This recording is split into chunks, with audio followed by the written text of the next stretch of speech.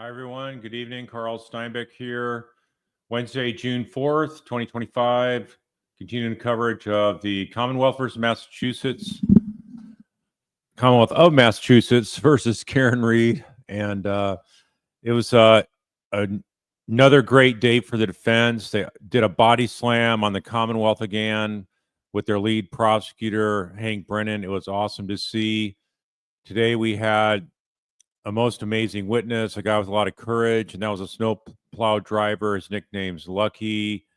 Actual name is Brian Loughran, and so he testified last time as well, and he just really just nails it in terms of blowing up the government's timeline, because they're trying to say this vehicle strike on Officer John O'Keefe happened around 12:31, 12:32, among other times, which have had another trial. But anyway, it's having this Lucky come right off the heels of Dr. Russell the past 2 days beforehand. It's just awesome. Salt of the earth type people, just people that are unassuming or just trying to make life better, not trying to get the limelight for anything. So it's something that is going to really resonate with the locals there. Lucky is also a lifetime member there. So why don't we go ahead and jump to that here.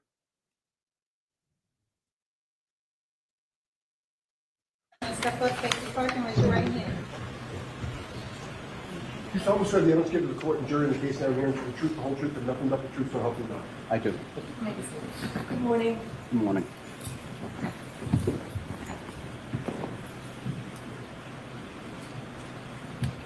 May I proceed, Your Honor? Yes. Good morning, sir. In a good loud voice, would you please state your name and spell your last name? Sure, it's Brian Loughran, Loughran. In what town do you live, sir? I live in Canton. Where did you grow up? In Canton. How long have you lived in Canton? All my life. Did you attend Canton Public Schools? Yes, I did. Through which grade? I graduated from Canton High School. What year did you graduate? 1990. Do you have brothers and sisters? Yes. How many? I have two brothers, one sister. What are their names? Christopher, Michelle, and Michael. And where do you fit in the order? I fit in between Michelle and Michael. You're the second youngest. Correct. How old is your brother Michael? Michael is 53. What does he do for work? He owns his own driving school, and he was a member of the select board. And you say he owns his own driving school. In which town? Canton. And you mentioned that he's a member of the select board. For which town? Town of Canton. And what is the select board in Canton? It's the governing body for the town. Having grown up in Canton, are you familiar with the Albert brothers? Yes, I am. Which ones? All of them. Can you name them? Brian, Chris, Brendan, Keith, Kevin, and Tim. Of those Albert brothers, whom do you know the best? Chris. How close in age are Chris and you? Very close. I believe I'm 2 years older than Chris. How did you become familiar with Chris? I went to elementary school, I went to middle school, and then he graduated from a different high school. Was there any other relationship between the two of you beyond being classmates? Yes, eventually I ended up working for Chris, delivering pizzas. How old were you approximately when you started delivering pizzas for Chris Albert? About 26. Do you remember the name of his pizza establishment? Yes, D&E Pizza. Where is that located? Canton Center. How many years did you deliver pizzas for D&E Pizza and Chris Albert? About 8 years. Prior to January 29th of 2022, were you friendly? This guy's a hustler. He's working multiple jobs. He doesn't have any lazy bone in him. He's a hard worker, great American. With Chris Albert? Yes. You previously mentioned that your brother Michael is a town selectman. What political office does Chris Albert hold? Chris Albert is also a select board member. And Eddie. Chris Albert is Brian Albert's brother, obviously. Yes. So your brother and Brian Albert's brother are both town selectmen together. Correct. How did you become familiar with Kevin Albert? Through D&E Pizza and And I'm interact. sorry, you said through D&E Pizza? Yes. And interactions with the DPW doing details and stuff. Okay. First, with regard to D&E Pizza, you said there were interactions with Kevin Albert relating to that pizza shop. What type of interactions? He would come in, I'd be, friendly, I'd say hello, or there'd be deliveries to the Alberts residents, and I would, make those deliveries. All right. You mentioned the DPW. I didn't ask you what you did for work, sir. What do you do? I work for the DPW. It's like city council if you're on the select board. I work in the highway division. And the DPW stands for Department of Public Works? Yes, For which town? town of Canton. And what are your duties, or strike that, around January and late January of 2022, what were your duties for the DPW? I would plow. And how long had you worked, or to this day, how long have you worked for the Yeah, DPW, Department of Public Works, they basically maintain the city sewers and government buildings, things of that nature. DPW? 20 years. They maintain the roads, keep the roads plowed, and that kind of stuff is what Lucky does. Now, as a DPW employee, how much contact do you have with the police department? We have varying jobs that require police details. So We you're would- doing work, and there has to be a police officer there to oversee and direct traffic and things of that nature? Correct. How often have you worked in that capacity with Kevin Albert from the Canton Police Department? About a dozen times. And what was the nature of your relationship with Kevin Albert before January 29th of 2022? Through D&E Pizza, I would. The Alberts usually had family functions on a weekend, and I would make deliveries. Can these last few jurors hear the witness? I just want to make sure everybody can hear. Okay. Now, what was how did you become familiar with Brian Albert? Again, through D&E Pizzas and deliveries Deliveries where? to his residence. Do you know what his residence is or what the address is? I do. What is it? 34 Fairview Drive. It's actually Fairview Road. What was your understanding of what Brian Albert did for a living? My understanding, he was a police officer for the city of Boston. Now, you say that you made deliveries to 34 Fairview Road. How often, and was there a particular day of the week that you delivered more than others? It's usually once a week, and it was usually on Sundays. And that was to 34 Fairview Road? Correct. As of January of 2022, how many decades had the Albert family lived at that address, if you know? As far as I couldn't give you a year, but I know as long as I've been in Canton, they've lived at that residence. All right, now directing your attention to January 28th and 29th of 2022, were you on duty as a snowplow driver that night and early morning? Yes. When did you learn that you would be on duty? Early January 28th, we were notified that we had a 2:30 start time. And that would be 2:30 a.m. A.M. on January 29th? Yes. How did you learn that you would be on duty? Our supervisors for the DPW would notify us. Who was your supervisor? William Walsh. And what instructions were you given in terms of when you were to report? We were to report at 2:30 in the morning and prepare our trucks for plowing. What time did you actually get to the DPW that morning? I got there about 2:15. And when you say you got there, where did you go? 160 Bolivar Street. And is that Bolivar? Yes. What is 160 Bolivar Street? It is the DPW garage. And when you go there, is there a requirement that you punch in? Yes. Did you punch in those early morning hours? Yes.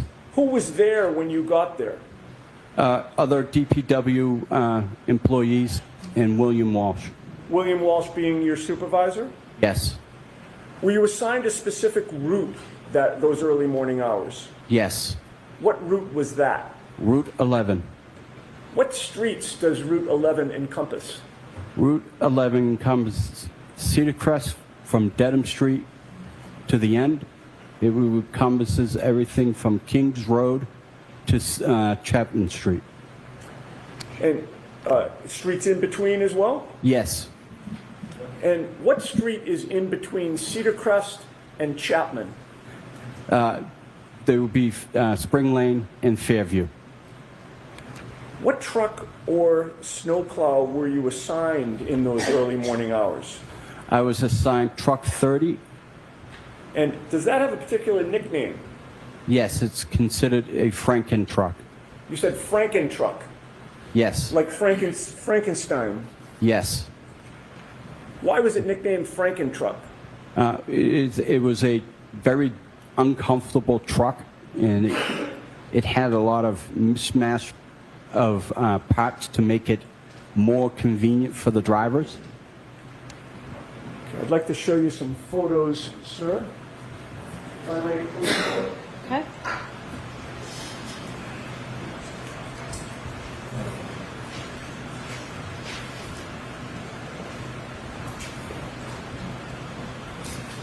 He's a critical Mr. piece Loughran, in the I've placed fence. 4 photographs in front of you. If you could just familiarize yourself with them and look up at me when you're done.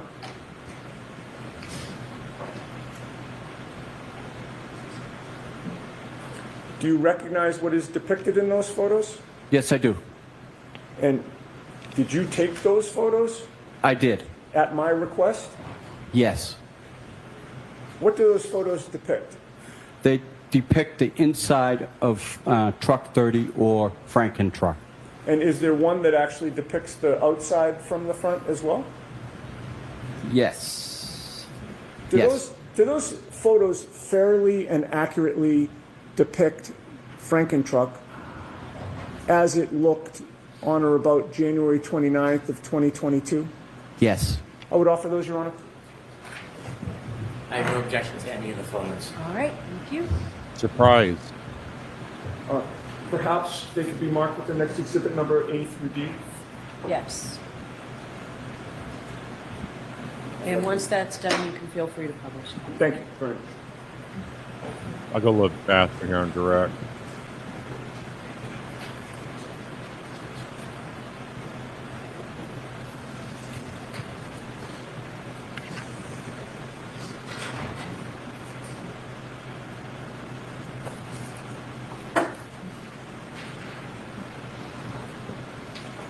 It's 211A through 211D. Thank you. And with the court's permission, Mr. Wolk, if you would publish them one at a time in the order we discussed. I imagine that is 211A, Madam Court Reporter? Ms. Giannetti, why don't you take the photo so you'll know it Oh, there? great idea.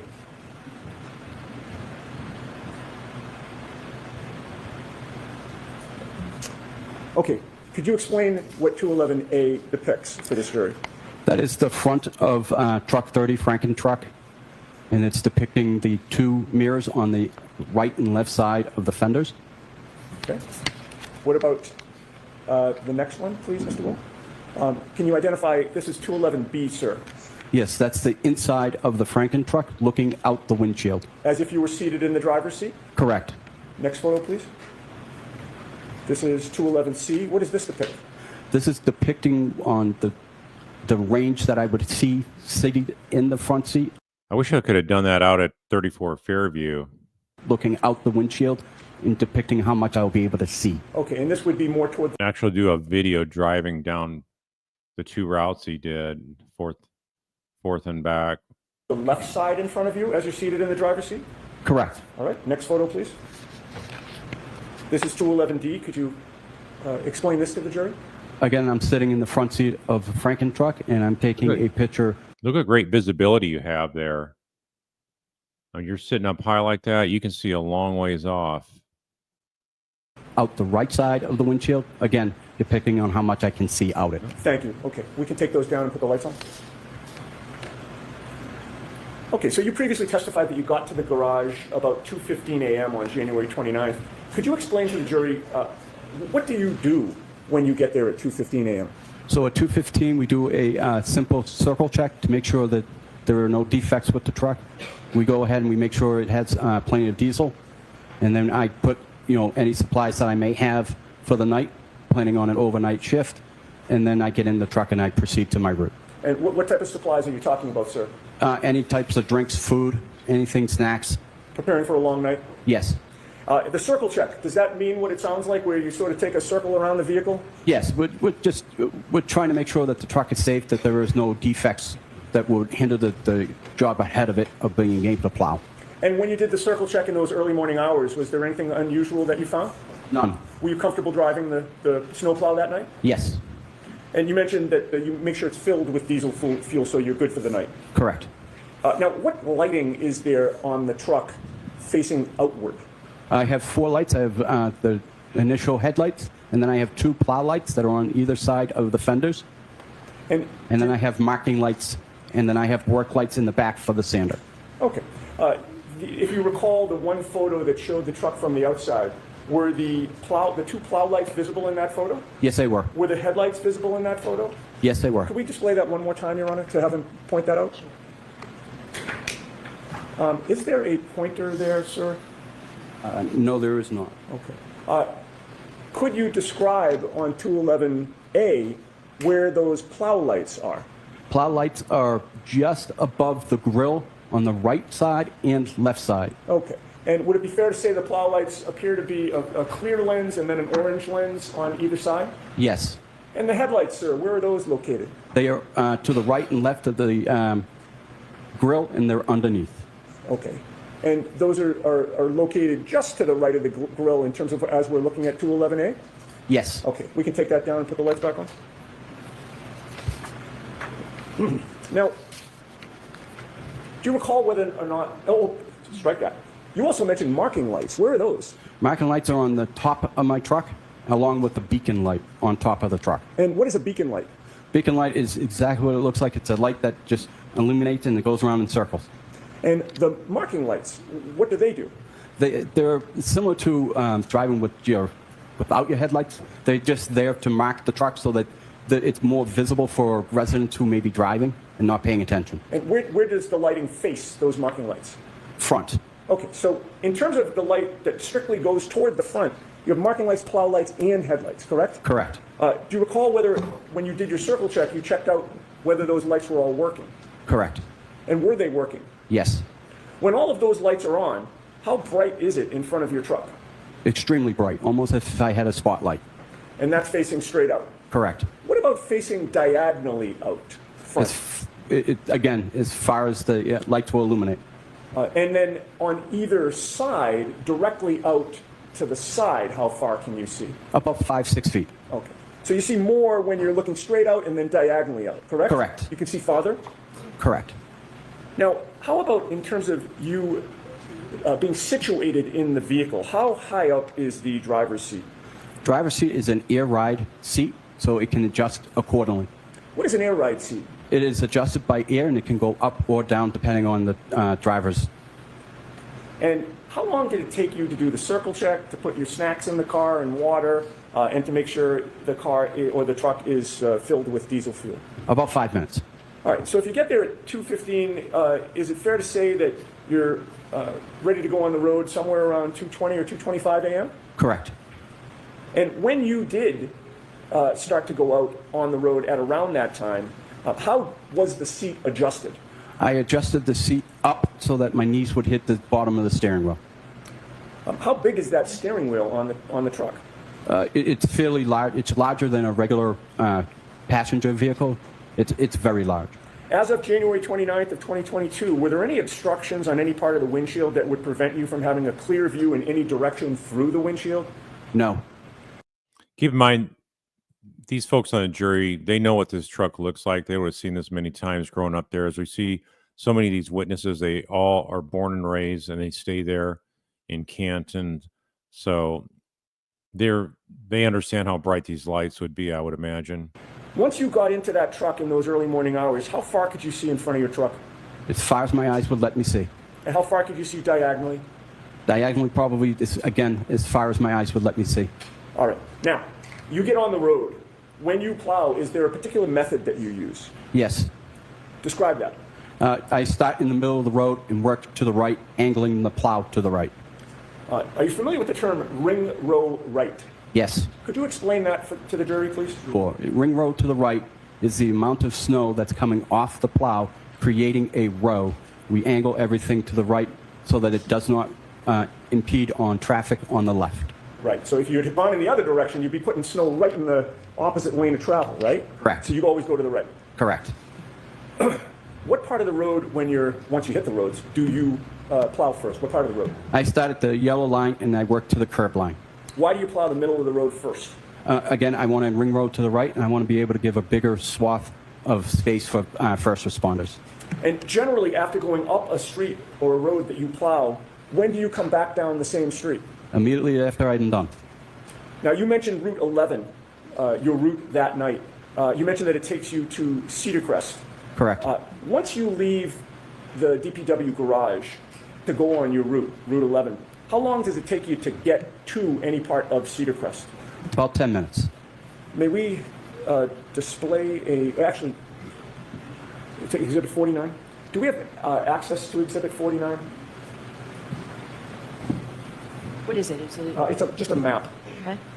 And if we can't put our hands on it quickly, I can just display it on the screen. Is it in evidence? It is. You can put Okay, it on the thank you, screen. Ron. If you put up Exhibit 49 and maybe zoom in so we just see, well, I think it is as zoomed in as it's going to go. Is that true, Mr. Wolf, to get, okay. Maybe zoom in on the top part of the map, if you would. Perfect. All right. So are you able to see that map from where you are? Yes, I can. And by the way, do you wear corrective lenses? Yes, I do. What do you wear? I wear glasses, and when it's inclement weather, I wear contacts. So on the night in question, when you went out on your route that night, were you wearing glasses or contacts? Contacts. What are you wearing today? Contacts. You've testified in a prior proceeding regarding this matter last year, correct? Yes. What did you show up with that day? Glasses. And what's your difference? What is the difference in your ability to see the screen with your glasses or your contacts? My contacts makes things a little bit more brighter, allowing my eyes to see better You have with more the difficulty contacts. seeing distances with your glasses? Correct. All right. Any problem seeing that screen here today? None. All right. What does that depict? That depicts my route. Cedar Crest, Dew Lane, Spring Lane, and I'm not able to read the one underneath Spring Lane. Just Certainly it's a portion of your route, correct? Yes. All right. Now, you see where it says Cedar Crest, right? Yes. And you see the red dot there? Yes. Does that red dot refresh your memory or orient you, I should say, as to what road that red dot is on? Yes. And what road is that? That would be Fairview. All right. Now, when you hit Cedar Crest Road, are you in that area of Cedar Crest or are you in a different area of Cedar Crest when you first come up on Cedar Crest Road? When I first come on, I'm coming in at the beginning of Cedar Crest, which is at Dedham Street in Cedar Crest. Okay. And how long a road is Cedar Crest before you get to the area of Exhibit 49? I would say that's about a mile and a half. And how long does it take you to plow Cedar Crest before you get to this area on January 29th of 2022? About 10 minutes. All right. How much of that mile and a half or so stretch of road did you plow when you first encountered it? I plowed the entire street. If we could zoom out, please. All right. And when you're driving on Cedar Crest Road, are you driving toward that red, Fairview Road that you've identified? Yep. Coming in from the right portion of the map or the left portion of the map? I'm coming from the right side of the map. All right. And so you start about a mile and a half down the road to the right, which is off this map, correct? Correct. And you say it takes you about 10 minutes to get to the area of Fairview. Yes. So would Fairview be on your right or your left when you first encounter it? On my left. And when you hit Fairview Road that first time, what do you do? I go all the way to the very end of Cedar Crest, turn Okay. around in the cul-de-sac, and then head back up towards Fairview. Okay, so you're passing Fairview on your left, Yes. plowing further, and then turning around and plowing back. Yes. And when you came back to the intersection of Cedar Crest and Fairview, what did you do? I take a right. And how familiar were you with 34 Fairview Road on that day, Very, very familiar. having delivered pizzas there for years? And having grown up in that neighborhood. Were you friendly with the Alberts growing up? Mostly with Chris, but, I was cordial with the boys. All right. And when you entered Fairview Road from Cedar Crest for the first time on your route, would 34 Fairview be on your right or your left? On my right. And can you give the jury your best estimate of when or what time was it when you first encountered 34 Fairview Road on January 29th of 2022? About 2:40, 2:45 That would be a.m.? a.m. And when you were passing 34 Fairview Road or encountering it at that point, what did you know about who lived there? I knew the Alberts lived there, and I knew that Brian Albert was a police officer, first responders. Now, aside from the lighting on your truck, were you aware of whether there were any streetlights in the area of 34 Fairview? Yes. Could you describe those? Sure, there's one before you get to 34 Fairview driveway, and there's one after Fairview's driveway. Do you have a memory as to whether or not those streetlights were working on January 29th of 2022? I do not have a memory of that. But in any case, how much of the lighting of your Franken truck was illuminated at that time? All my lights were working. So you're now driving up Fairview Road, and 34 Fairview's on your right, taking into account the lighting conditions that existed, especially on your truck. How much of the front lawn of 34 Fairview could you see? I could see all the way to the front door. What obstructions lot. were there at the time when you first passed the Alberts residence? None. Were you familiar with the area of the flagpole on the left side of the property? Yes. Now, when you are plowing, sir, where is your attention focused? My attention's focused out the front window, to the right and to the left. Why? I am looking for pedestrians. I'm looking for residents that may be backing out, not aware that I'm there, and God forbid, animals. How much of the time that you're plowing are you scanning the road? All the time. Now, as you're passing 30, The animal lovers on the jury will love hearing them say that, looking for animals. I mean, I remember there was back at University of Iowa in '93, there was a basketball player that got killed by a snow plow. He was coming out and onto a street, and the snow plow he didn't see, and the snow plow driver didn't have a chance to stop, and he broadsided him and killed him instantly. And the guy was almost about to graduate. And so that's something, these things, just like you hear people getting hit with buses. I mean, getting hit with a plow, there's they try to plow when there's not a lot of traffic, but this is something that he's definitely very conscientious. He's not a guy that doesn't take this job seriously. He's not looking out for anything he might possibly hit, including animals. You can see how serious he is about not hitting animals. So he's probably scanning the road a lot, looking for animals to make sure he doesn't hit any animals, like maybe a deer that's coming across the way. So he's like perfect for this job. And so he obviously would have seen John O'Keefe if he's laying there by the flagpole. So let's hear what he has to say also about this Ford Edge. This is a huge piece of critical information as well. 34 Fairview, could you see the area of the flagpole at 2:45 in the morning, sir? Yes. What was on the ground on the Alberts lawn at that point in the area of the flagpole? Nothing. Did you see a 6'1", 216-pound man lying on that lawn? No. Now, after plowing Fairview with the Alberts residence to your right, what do you do?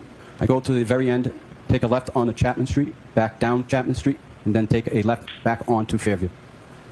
And are you plowing the whole time? Yes. So you get to, in this diagram, Exhibit 49, we don't have to turn the lights off, I think we can see it. You're traveling in a down direction, correct? Correct. And you would hit Chapman Street, is that fair to say that's at the bottom? Correct. Do some type of three-point turn and go back down Fairview? Yes. How long does it take you to get from 34 Fairview the first time to get to Chapman Street? Maybe 5-10 minutes. And then how long does it take you to get from Chapman Street back down so that you're now passing 34 Fairview again? Again, about 5-10 minutes. And when you're coming back down, what side of the road is 34 Fairview? On my left. When you pass 34 Fairview at that time, are there any obstructions preventing you from seeing the front lawn? None. Was there any difference in the lighting on your truck when you were coming back down? No. Where was your attention focused when you're passing 34 Fairview on your left? Again, out the front, right and left. And how much of that front lawn are you able to see on 34 Fairview when you're coming back down from Chapman? I can see everything. I can see right up to the front door. What did you see on the front lawn of 34 Fairview on January 29th of 2022 when you're making the second pass by 34 Fairview in the area of the flagpole? I saw nothing. All right, now, you've made an up and down pass, sir, correct? Yes. Once you pass 34 Fairview for that first up and down pass, where do you go? I then go to Spring Lane. That's why I think Sugar Beet, slam dunk. He sealed it. If there's any folks that didn't get it from what's gone on so far, seeing this guy up there, straight shooter, and you know he would have seen something. He's that conscientious and he's that much looking for animals. He's probably not going to expect people, but he's definitely looking for animals. If you're looking for animals, you're going to see people. So I can relate to that because when I drive, I'm always scanning the road. I'm looking in the ditches, forth and back all the time, looking to see if there's any deer getting ready to shoot across the road. So it's alerted me many times to avoid a deer strike. So I think he's doing the same, looking for animals. And he's also obviously going to see somebody like John O'Keefe laying there if he was laying there. But the fact is he wasn't laying there. So we know the government's timeline is completely blown to smithereens here.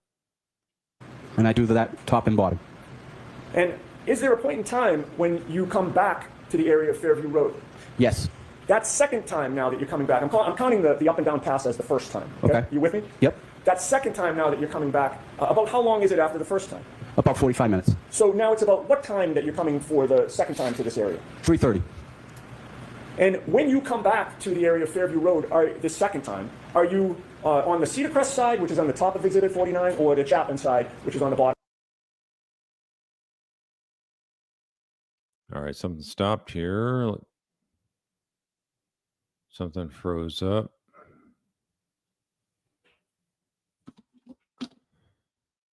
Take that left, or did you do something else? I did not take the left. At that point, I could have taken the left. I can make a decision depending on how much snow there was on the ground. I ended up going all the way to the end as if the first time. All right, and you did your same turnaround in the cul-de-sac? Correct. And now you're approaching the intersection of Cedar Crest and Fairview again, correct? Yes. What do? I take the right onto Fairview. How was the weather at 3:30 in the morning when you're now in that area of Fairview and Cedar Crest? It's snowing fairly hard now. Do you recall how much snow was on the ground at that point? Maybe 2-3 inches. And at about 3:30 in the morning, how far could you see in front of you, again, straight and diagonally in front of you, As far as my eyes would let me see. as a result of the lighting on your truck? Correct. Now, you take the right onto Fairview. Describe for the jury what you see in the road at that point. As I make my right onto Fairview, I notice that there's a vehicle on the right-hand side, roughly in the area of the flagpole, in front of 34 Fairview. Okay. And did you make note of what type of vehicle that was? Yes. What type of vehicle was that? A Ford Edge. What direction was that vehicle parked when you saw it? It was parked nose going up Fairview. Toward Chapman? Yes. So you're coming up from behind it? Correct. You see the rear of that vehicle? Yes. And was it parked adjacent to the Albert property, or was it across the street from the Albert property? Adjacent to the Albert family. And how close to the area of the flagpole was that Ford Edge parked at 3:30 in the morning? I can't give you an exact measurement, but looking at the front door, it was about 3 feet to the left of the front door in the area of the flagpole, so in between the front door and the flagpole. Now, what caused you to remember that there was a Ford Edge parked at 3:30 outside the Albert's residence that night? For as long as I can remember, they have never parked a vehicle in front of their house. They've always had enough ample parking in the driveway. What policies or protocols of the... Why would somebody move that car out there during that time window? That is I think the real explosive key to this whole case is that whoever was moving that vehicle knows what happened to John O'Keefe. Maybe that was a vehicle that was used to move him there. Maybe it was a vehicle that was used to block the neighbor's ring camera from picking something up. So they didn't do any follow-up to see what was going on with this Ford Edge. Which Ford Edge was it? Because we know that the Alberts have several of these. DPW are enforced when vehicles are parked on the street or the road during a snow emergency? There is no parking allowed. We are supposed to notify our supervisor when there is a vehicle in the way. So you're telling a Boston cop that's lived there most of his life, he doesn't know you're not supposed to have a car out there in front of your house when it's snowing? They're supposed to get 20 some inches of snow. At that point, the supervisor will make attempt to call the resident or have the police show up at the resident. And then if they can't get the car removed, the car gets towed. Sir, did you follow protocol that night? I did not. Why not? Knowing the Albert family, knowing that there was a first responder, I gave them respect and opted not to follow procedures. How did the presence of that Ford Edge parked on the side of the road affect your direction of travel? I had to go around the vehicle. How did you maneuver around it? I had to maneuver to the left, go up, and then maneuver back.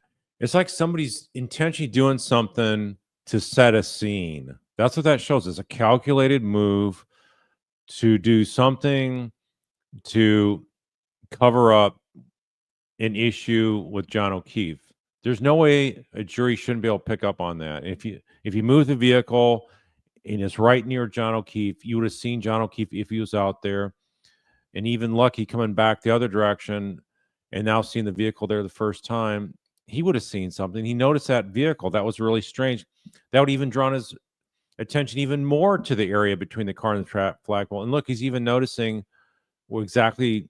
almost exactly where that Ford Edge is parked in relation to the house and the flagpole. So this guy's super sharp.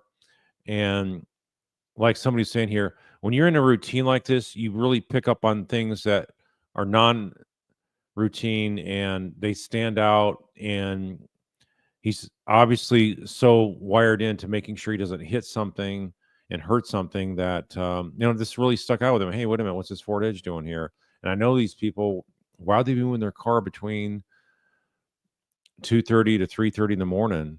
Back right into my lane and then continue up.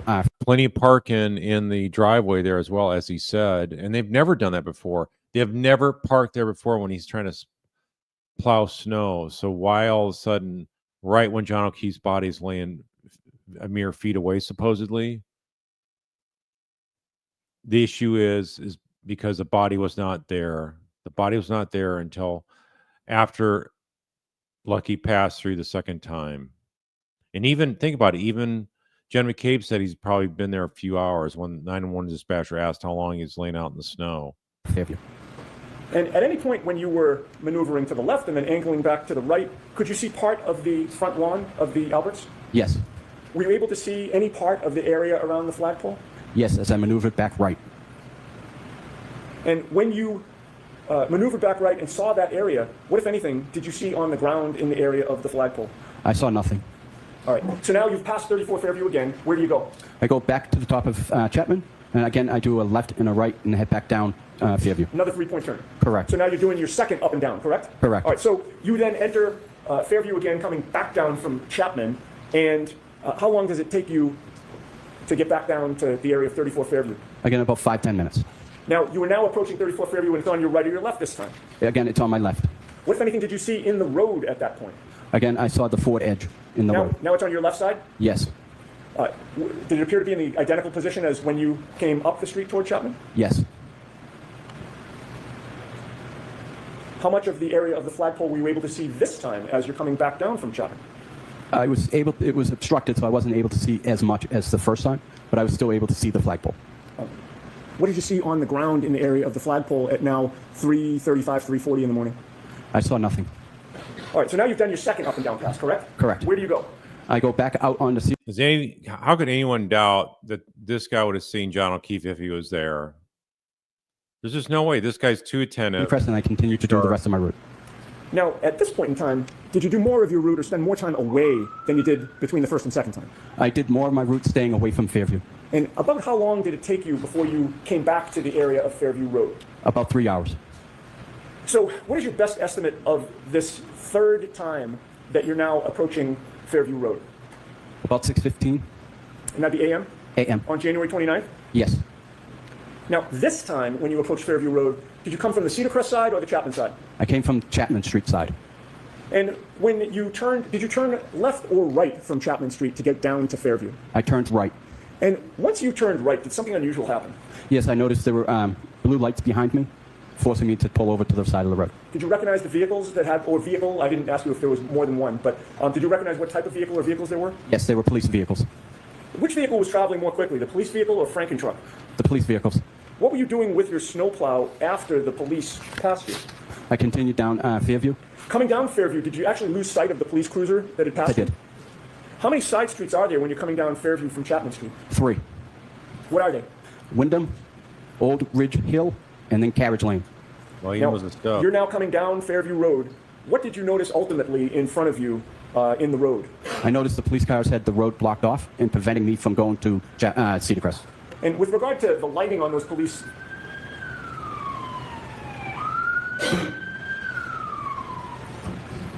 With regard to the lighting on those police vehicles as the road was blocked off, could you describe that for the jury? Sure, they had all their blue lights on, and they were parked, blocking the road, the entire road. I couldn't get through. How well lit was it in the area where the police were? Very well lit. So you're now confronted with a blocked road. What do you do? I turn around at Carriage Lane, and I continue to do that road, and then I exit Carriage Lane and go to the left. And going to the left would send you back toward Chapman Street, correct? Correct. And once you leave the area of Fairview Road, how long does it take you to come back down to Fairview Road to finish the plowing that you didn't do the first time? As soon as the police were able to leave the area, I was able to finish that area. Do you recall what time you finished your shift on January 29th? I honestly don't know. I don't know. I don't remember. I'm sorry. No worries. Do you remember if it was daylight out at that time? It was daylight. Okay. Now, sir, in the aftermath of that storm, when was the first time you were approached by anybody connected with this investigation on either side, if you recall? About 2 weeks. Who was it that approached you at that time? His first name is Paul, and he described himself as a private investigator for the defense team. Prior to hearing from the defense private investigator, had you ever heard from anybody from any police department whatsoever? No, Do you know who Michael Proctor is? I do. Objection. Follow that. And Objection. Brennan doesn't want Proctor's name mentioned, and then he objects. You think the jury can't pick up on it, the fact that Brennan is just nothing but an obstructionist of the truth? did Michael Proctor ever call you or contact you at all in those 2 weeks? No. Where did the defense investigator approach you, if you recall? He approached me at my place of work, which was at the Canton Ice Rink, Metropolis Ice Rink. And what were you doing at the ice rink? I was operating the Zamboni. Now, without telling us what you told him, did you speak to the defense investigator? Yes, I did. And at some point, did you do something with the defense investigator? Yes, I met him for a second time at the Kennedy School, and then we both drove my route. Skipping ahead to the next year, sir, 2023, were you approached by law enforcement officers who were not Canton Police or Massachusetts State Police? Yes. Without telling us what you told them, did you speak to them? Yes. Before speaking to them in 2023, had you ever heard from former Trooper Michael Proctor or anybody from this investigation from the State Police or Canton Police? No. Wow. They don't want to know the truth. They got their crackpot theory and they want to pin it on the girl, and that's what they're sticking with, and they're going to lose. At some point, It's not the did truth. you hear It's from not the based State on truth. Police? Yes. That was after you'd already talked to the defense and to these other law enforcement officers who were not State Police or Canton Police? Yes. It was the FBI.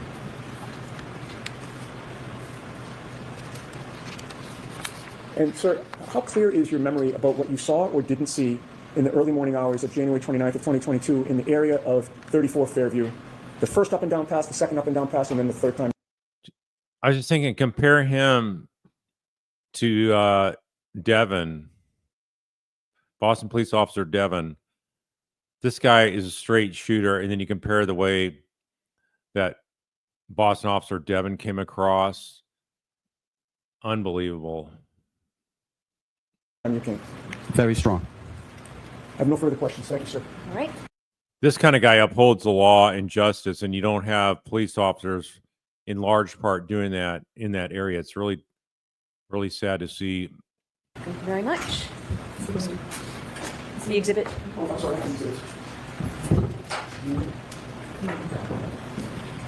All right, Mr. Brennan, whenever you're Slow ready. it down to normal speed to get a full context of how Good morning, sir. ugly. Good morning. it gets. Have you and I met before? No, sir. This is our first time speaking? Yes, sir. Sir, you say that your memory from that night is very strong. Would it be fair to say that before today, you've talked about this case many times? Yes. You've interviewed with different law enforcement people as well as civilians and attorneys, haven't you? Correct. I have not been one of them. No, you have not. And is it fair to say that when you've recounted that night as far as times and what you saw, many times your memory has changed? Is that fair to say? It has not. You spoke to a private investigator on behalf of the defense shortly after that night. Yes. Was that the first time that you spoke to somebody about what you had seen or not seen? Yes. That is the first time? Yes. Inevitably, over time, you have given statements to at least 4 different people, correct? Correct. And you've testified in court under oath. Correct. During the pendency from that night until today, it's fair to say there are many times where you have been intimidated, isn't it? No. You've been threatened. Nope. You are aware, sir, that you Listen to this guy. I mean, just right off the bat, he's just trying to get this guy to indicate that his testimony's been compromised. He's not a straight shooter. I mean, give it up, Brennan. This guy is he's doing such a bad job of lawyering now because he has zero were credibility. being threatened by an online blogger to expose you. Listen to this. He's bringing up facts. As an attorney, you have to bring up only things you believe are truthful. So how does Brennan getting this out there saying he was threatened by an online blogger to be exposed? Where's your good faith knowledge of this, Brennan? I was not. You're saying as you sit here today, And then he repeats it. He already said he was not. And you know what? When the defense tries to ask another follow-up, saying, "Oh, you don't remember something," that Brennan objects, and then the judge cuts him off. So it's just all this double-sided you have no awareness nonsense. in the history of this case that you were being threatened by an online blogger. I was not threatened by an online blogger. Was the online blogger threatening or saying that he would expose you and tell personal things about you if you weren't helpful? What? He was not threatening. Let's remove the word threatening. Was the person communicating and making clear to you Why would that he if do you that? didn't testify in a certain way, there would be some consequence to you? Objection. Can we have a time frame, please? Any time from when you first spoke to the private investigator until today, were there communications made to you by an online blogger that there would be consequence for you if you didn't testify in a way that was acceptable to them? No. You listened, of course, didn't you, to podcasts that were about you? I did not. People told you about them. Yes, they did. When friends told you about them, you knew who that person was that was making those claims, correct? Correct. You were well. What's the point he's trying to make? What's your point? That he's making all this up just because he's been pressured? I mean, this is such a ridiculous line of questioning. It's nothing but shady. Aware of the person Shady. had a very strong and large Shady and not based on anything reliable or truthful. social media presence. I didn't know how large or what his presence were, but yes, I knew he had a blog. Well, you know now because you follow that blogger now, don't you? I do follow him, yes. You pay for a subscription? I do not. Did you get one for free? I did not. And in following that blog, Oh man, he's just thinking that this is going to be his downfall. This is what you're really going to get out of this guy, that he likes a blogger that threatened him and he follows him. Does that make any sense? So he's just saying there, you got a free membership, you pay a subscription for a guy that threatens you. Really? This guy's all over the map. I mean, you nothing go says full in well, linear, the con- logical, rational sequence. It's all just what do you call it? Browbeating the witness here with a bunch of trash innuendo and things he's just thrown against the wall. power that person has to get attention from the community to harass, correct? Yes.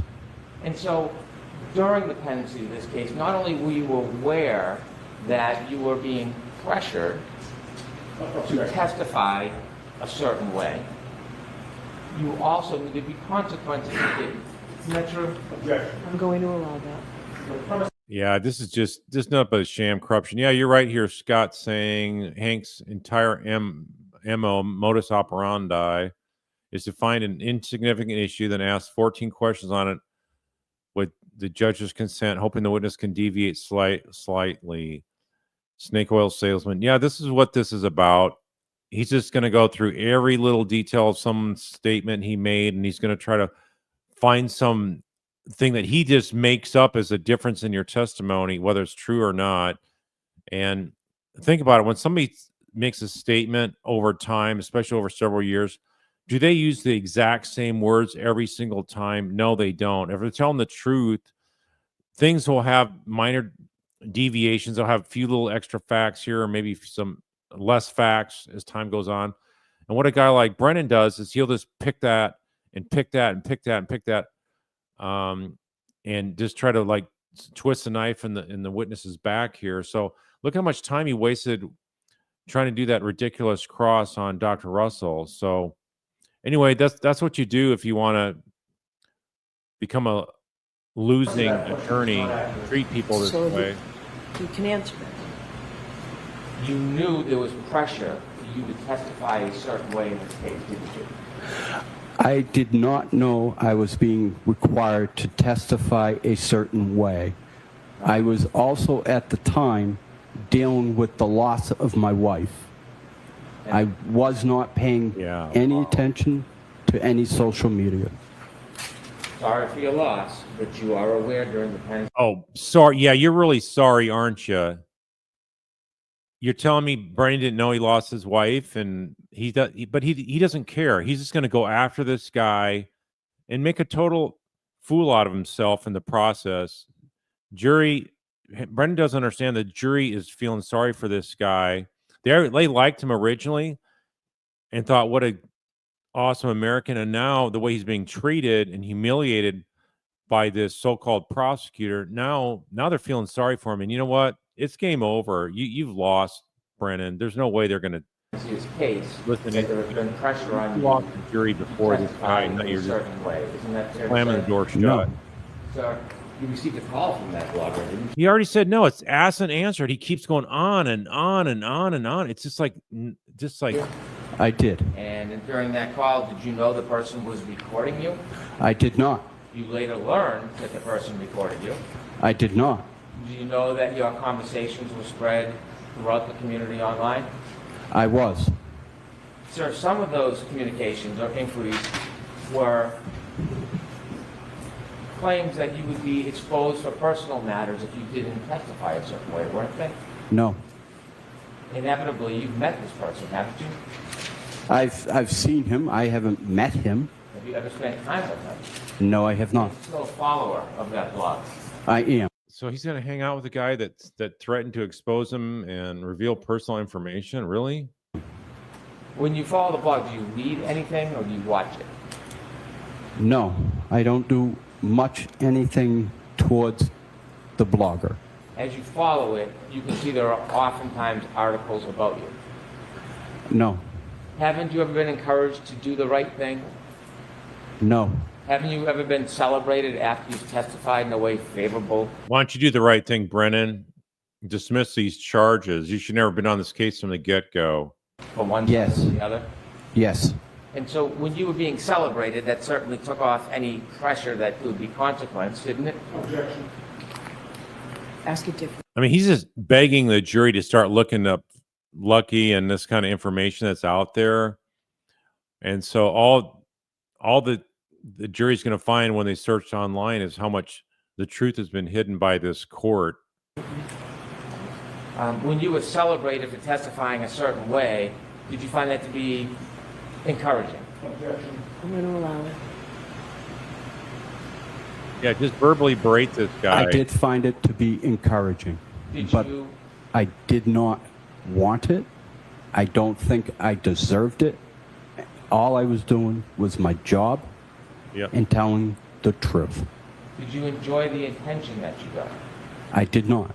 Did you post That's what you're going to do to this guy? Treat him like he's some scumbag? Really? Wow. some photographs with people who support one side or the other? I did. And when you were in those photographs, are you saying that you didn't enjoy the attention that you were receiving? I did. No real court of law would let somebody abuse some guy like this, the way he's trying to shake him down and just harass and harangue him. There's no way. Not. Again, I was trying to be polite and trying to avoid any confrontation that may come from something if I said no. Well, did anybody from the district attorney's office ever suggest they would confront you or punish you if you didn't testify a certain way? No. How many friends contacted you about what was being said before you testified, the pressure? How many people told you about that? I couldn't tell you. All my friends were telling me. So you were hearing a lot of noise or information from your friend group and community about what was being said about you. Yes. And this was before you testified at the first trial, sir. This was before. Sir, you work hard, don't you? I do. You work many different jobs. I do. You try to be a good citizen. I do. You are not looking for attention. I am not. It was brought to you. It was brought to me. You wish you never had that attention, don't you? Yes. Because you just want to live your life the way you want to live it rather than have people you don't know attacking, criticizing, or intimidating you. This is so scummy, guys. This is just ridiculous. This isn't even, I've never seen anything like this. Of course you'll allow it. This is not a court of law. You're doing everything you can to humiliate and degrade people. This is just absolute trash. So you know what? Jury, you get it. I have faith in the jury here. Could you repeat that, please? So would it be fair to say that you simply want to live your life the way you've been living it without outside people attacking or pressuring or threatening you?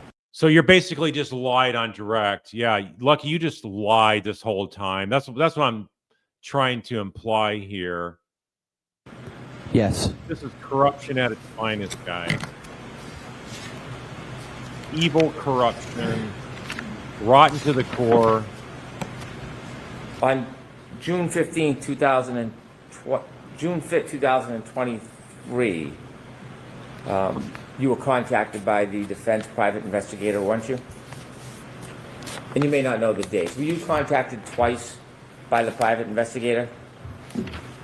Seriously, I've never seen a worse attorney in a court of law than this guy, Brennan. I've never seen one just completely lose all credibility. This guy, you cannot ask for a worse person to represent your interests. I would need to know I wouldn't hire a guy like this to prosecute speeding tickets. what time frame we're looking at. Fair enough. And by the way, the blogger that I speak of, do you know if he is friendly or supports one side over the other? I know he is friendly towards one side, yes. Talk about a blogger. My God. The side sitting in the back of the room? Oh, there he is in the room. I would say the defense team. You've interacted with a private investigator hired by the defense? Yes. Have you also interacted with any of the attorneys? Number one, it's not going to matter. I think you're asking them bones why they aren't defensive and objecting more. It's not going to matter with this judge. She's continually doing this. They could ask for sidebars, but this man, the sympathy factor for the jury is exponentially growing with each. I can't even have words to describe enough how angry this is to see that this so-called prosecutor is getting away with this in a so-called court. It's unbelievable. But you know what? I just got to try to keep my cool here and realize that the jury, if we're sick and disgusted with this kind of treatment and sham justice, then the jury has to get it by now. They have to. They cannot be that clueless. Yes. Which attorneys have you interacted with? Mr. Yannetti. Have you contacted or have you spoken to any other attorneys other than Mr. Yannetti? Just Mr. Yannetti. How many times have you spoken to Mr. Yannetti? Again, what are we talking? First trial? Every time he's wanting to know who you talked to, when you talked, and what statement you gave, he's just churning and trying to burn up all this time in front of jury, trying to twist him in the wind. This trial? The entire time from that night until today. Can you remember how many times that you've About spoken? 5 times. How many times have you gone in to be interviewed by him? 4 times? During those interviews, were they spaced out over the course of this case? Yes. What was the purpose of those interviews? To go over my testimony. When you went over testimony, were you ever He's trying to make him out to be a liar, and that's so disgusting. This guy's impeccable. There's nothing you can score on this guy as a prosecutor. This is shameful. shown prior testimony? Yes. Were you shown prior reports? No. Were you shown a prior investigator's report?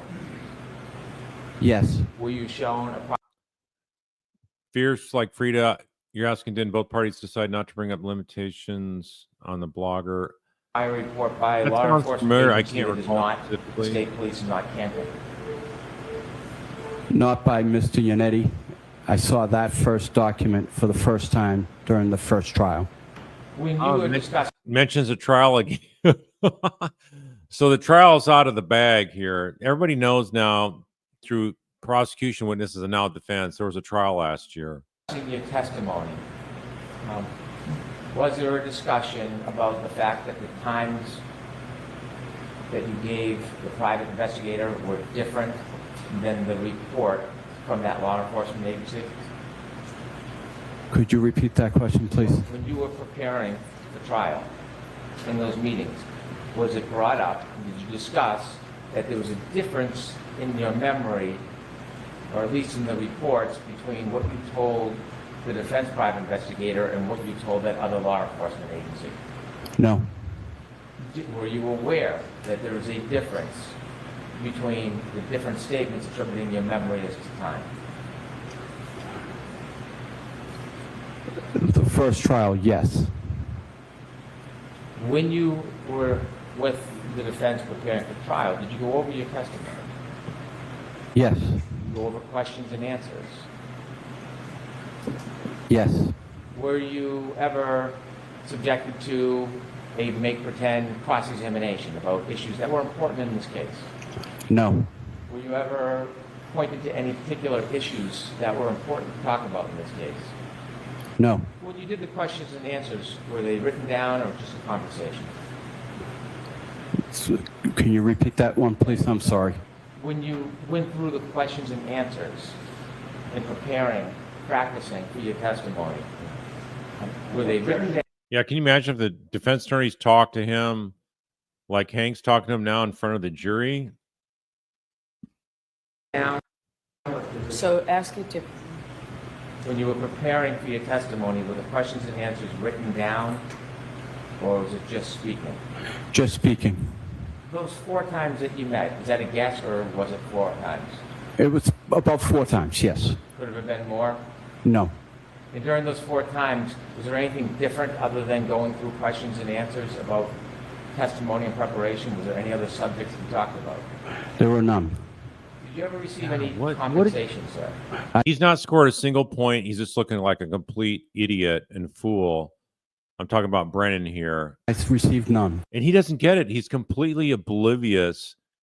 He thinks he can go down the single track mind of just bashing people in the face and being thrown out all these innuendos and arguments and spin on facts to make, they're basically lies that he's going to throw in this guy's face and try to get him to to fold, but this guy withers it all.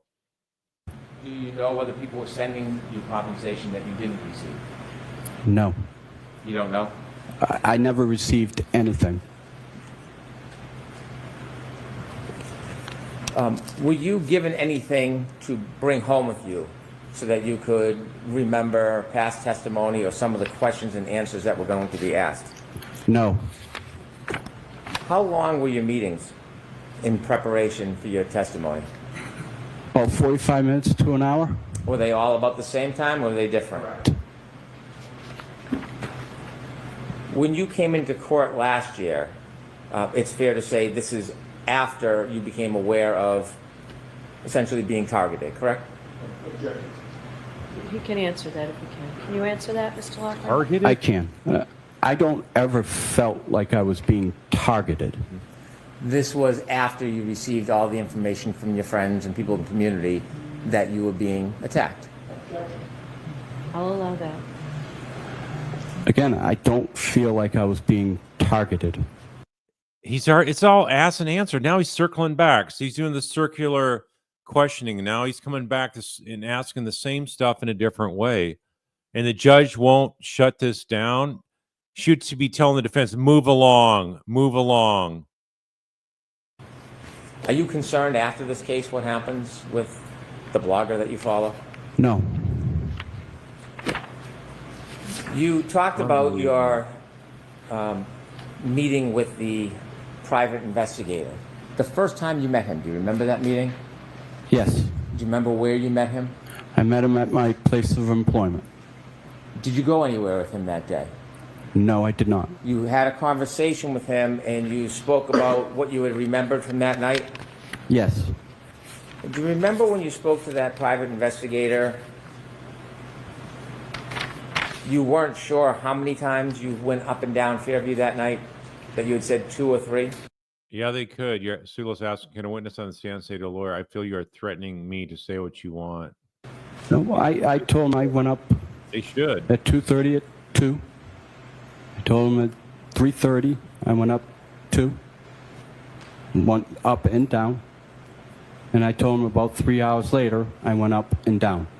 I went down and wasn't able to go around the police cruisers and had to turn around at Carriage Lane. Okay. You mentioned that you believe you told the private investigator that you went up and down at 2:30. Do you remember when you spoke to the private investigator, you actually said 3 o'clock? I don't remember the 3 o'clock.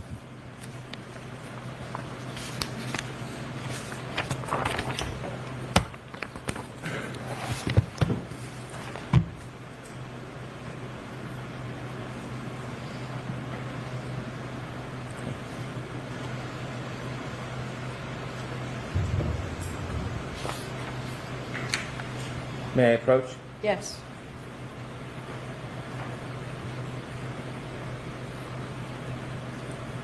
And before I do you remember you said that when you went on your second pass, it was around 3:15? I told him I went up Fairview between about 2:40 to 2:45, and I said about 45 minutes later I went for the second time. Okay. Now you had said 2:30, and you just now said 2:40 to 2:45, and then you said 45 minutes later. Yep. Okay.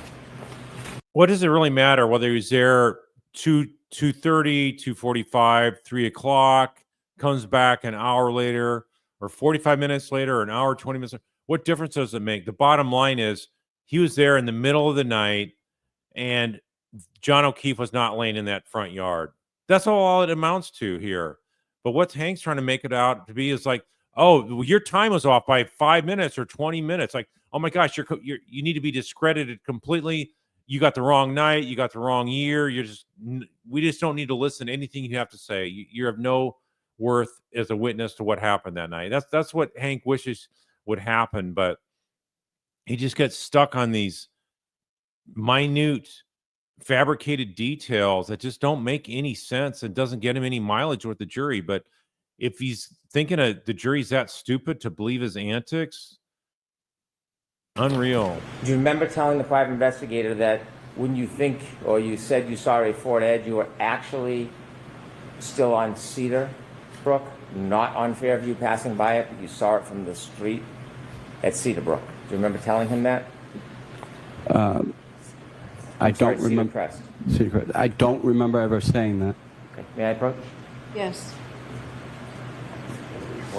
He's desperate, all right. Brennan's desperate.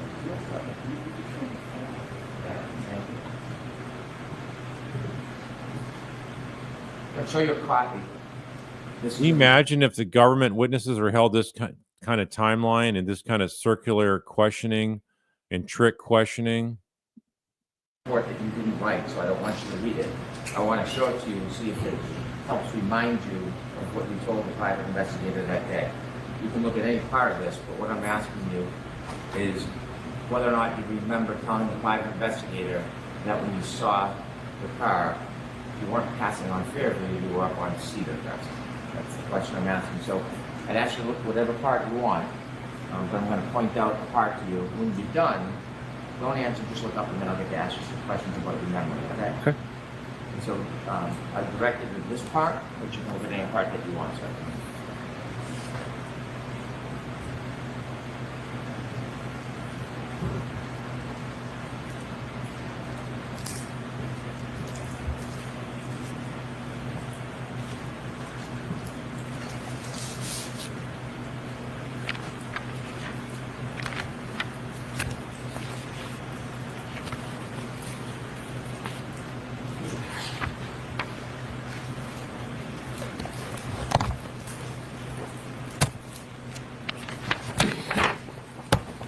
He's going to try to get him on what some other agency wrote about when he started his shift. Really, that's all you got?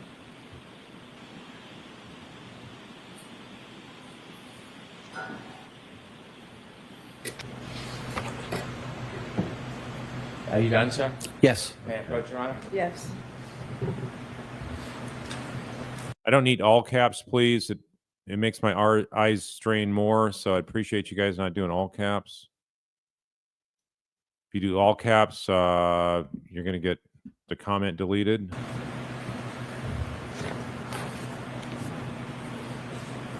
Sir, do you now remember when you were speaking to the defense investigator about seeing a car? You said that about 3:30 to 4 a.m. when you were plowing Cedar Crest Road, you looked toward Fairview Road and saw a small SUV parked in front of the house. Remember telling the PI that? I never remember telling him that.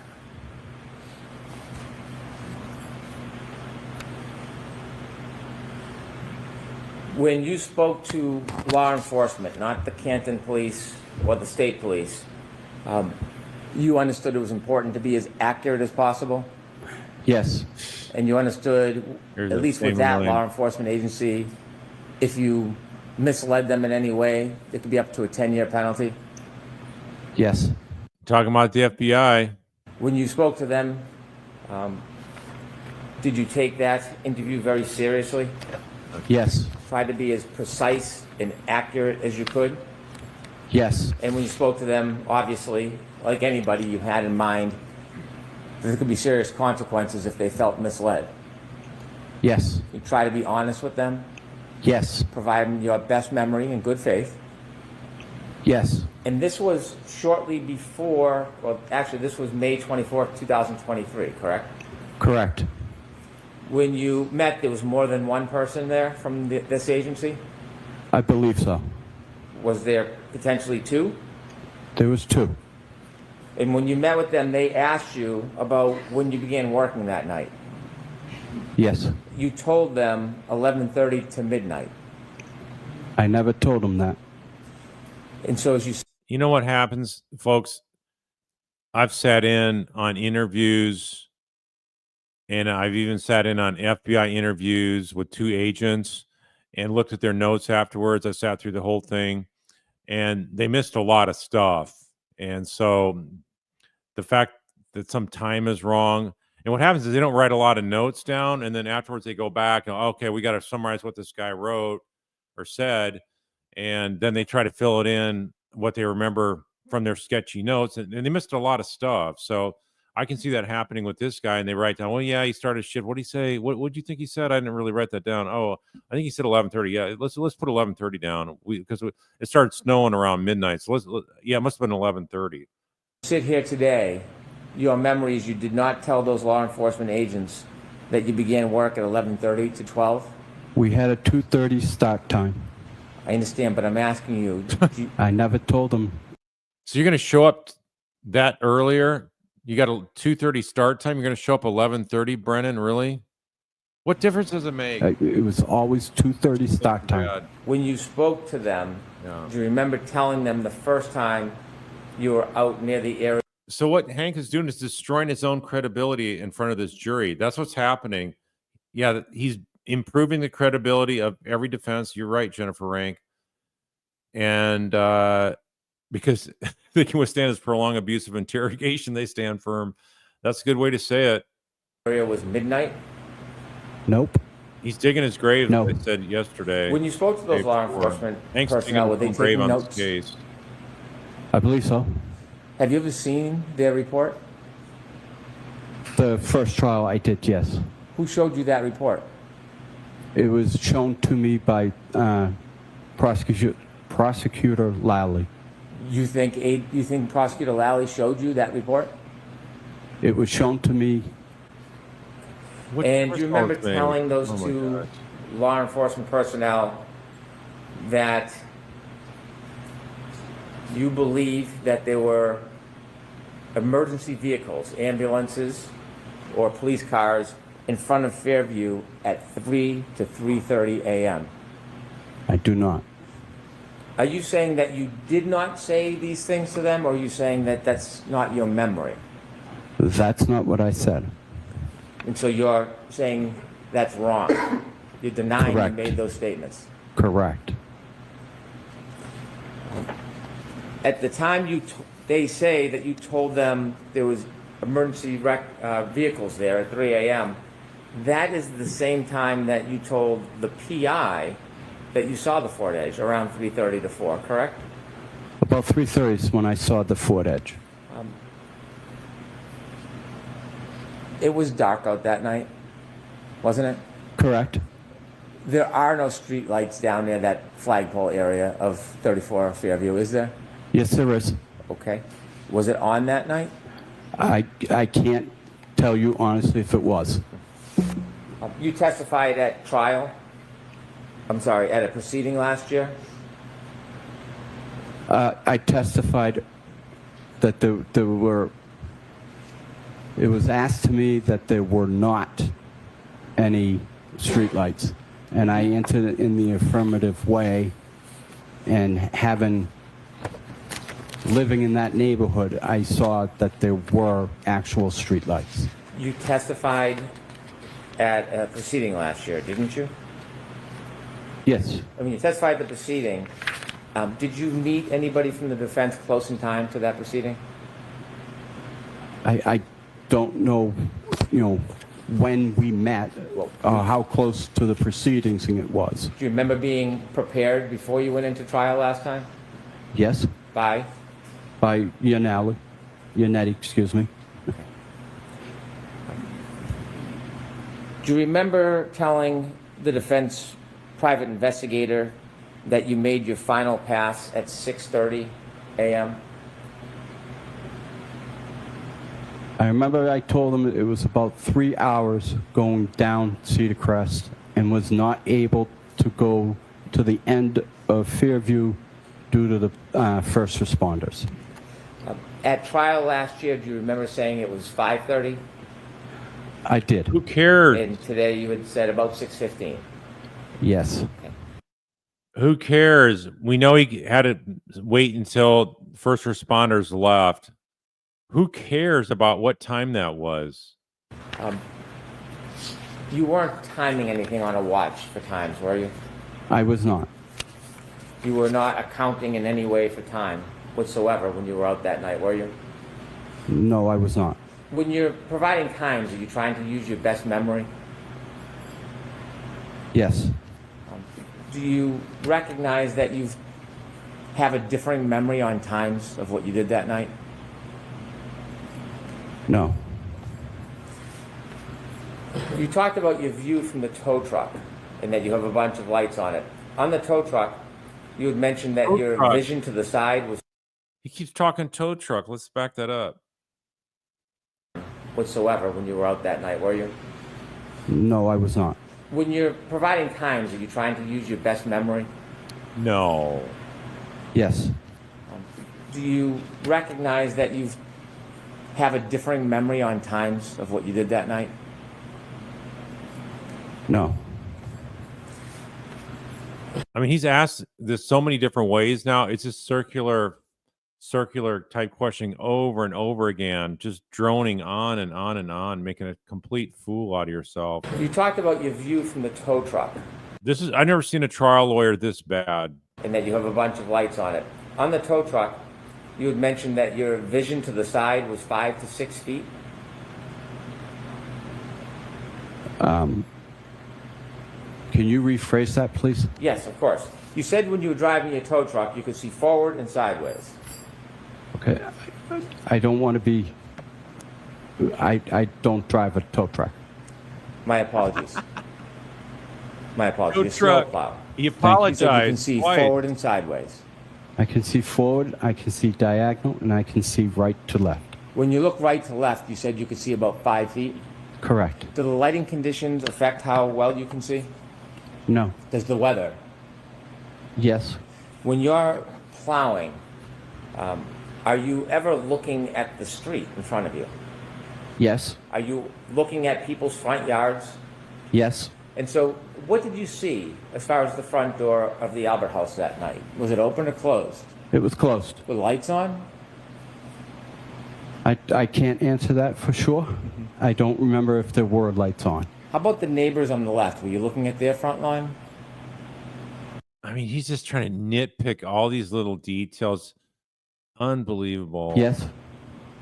Did you see if their lights were on? Again, I didn't recognize if their lights were on. Do you look at every neighbor's front lawn up to the door as you're driving in the snow plowing? I look to the right and to the left, and my eyes will graze to the yard. Yes, I will look there. You were saying you have a specific memory of looking at the Albert front yard all the way to the door. Do you have a specific memory of looking at the other neighbors' yards to their door? Minimum logo. Can you repeat that, please? I'm sorry. Yes, you said that you looked at the Albert house all the way to the door. Correct. Do you have a memory of looking at any other houses all the way to the door? Yes. Okay. Which house had a dumpster in front of it? A dumpster, really? Oh, the one, 3 blocks down around the corner at 114 Crestview. I remember that as well. Yeah, really? I don't know. I wasn't. You really think Brennan is asking a question based on something he really knows happened, that there was a dumpster there?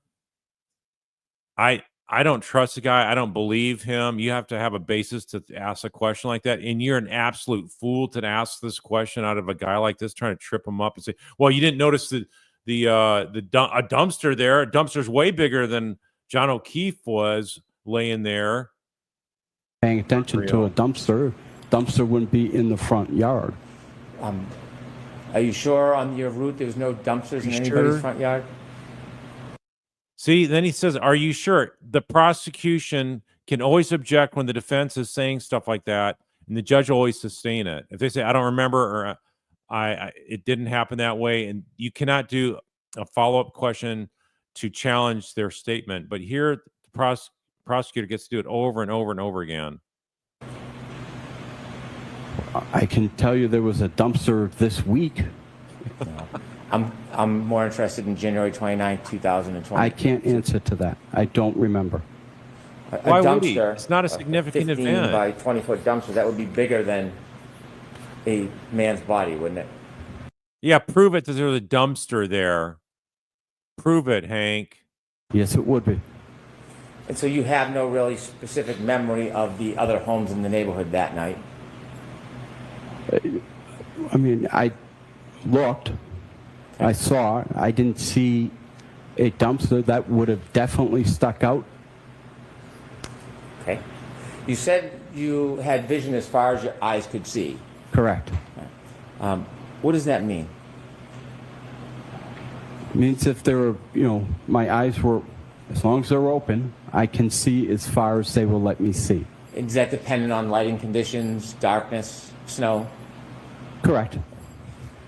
That night, did you have any difficulty paying attention or driving? I did not. Did you have a small accident that night? I did. Okay, what did you hit? I hit a portable basketball net. Was that part because of the weather conditions? You didn't have a good opportunity to see it? No, I definitely saw it and just did not judge enough.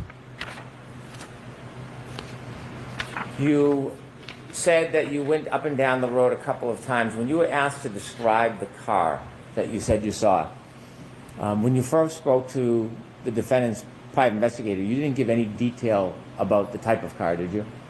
I told her it was a Ford Edge. Okay. When you first spoke to the investigator, you used the words Ford Edge? I did. Did they bring you to a parking lot at some point? They did. And when they brought you to a parking lot, did they have you go out in the parking lot and look at a Ford Edge? They did. And when they had you go out and look at the Ford Edge, did they have you identify that as the type of car? Yes, they did. And when you did that, how many cars were in the parking lot? We had a hockey game, so there were several, Cares. at least 100, 150. He knows what a Point Ford did you Edge use the looks Ford like. Edge? I pointed to it. Did the investigator take you to the Ford Edge? No, he did not. It was just an open parking lot and he asked you to look around to see if there happened to be a similar car? No, I told him a Ford Edge. He wanted to make sure I knew what a Ford Edge looked like. I pointed to the Ford Edge, and he was satisfied. So after you said a Ford Edge, he brought you to a parking lot to point out a car? We were at my place of business. We just walked out the door. Where was that? At the Metropolis ice rink. The rink? Ice rink, yes. Did you then meet the investigator later on at a school? Yes, I did. And who did you meet at the school? I met Paul again. And what was the purpose of that? He wanted to go Different through my thing. route. You wanted to go through your route. Correct. And then, did you choose to meet at the school? I did. You did? I did. And why did you choose the school? It was What an difference does easier. it make? My gosh, you're the worst lawyer I've ever seen because you can't even hold the jury's attention. You're just in your own little outer space world, landmark your for own the echo gentleman. chamber. People don't listen to lawyers like this, folks. Okay. They tune them out. They throw their pens down, their notebooks down, and they just sit back and go, wow, I cannot believe this is a real trial. I'm really missing my job, my family, my life for this here. But you know what? They're going to get to do the ultimate smackdown on this Gentleman to get to, wild and it circus was of justice. minutes from my route. Did you know that former Trooper Proctor's sister worked there? I had no idea. You said last year that when you went by Fairview, did you say that you would buy your final pass at 5:30 a.m.? No. Okay.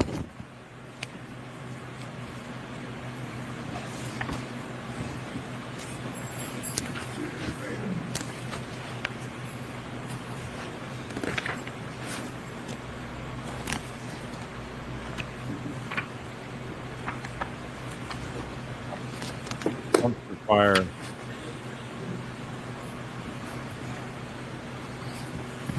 May I approach? Yes.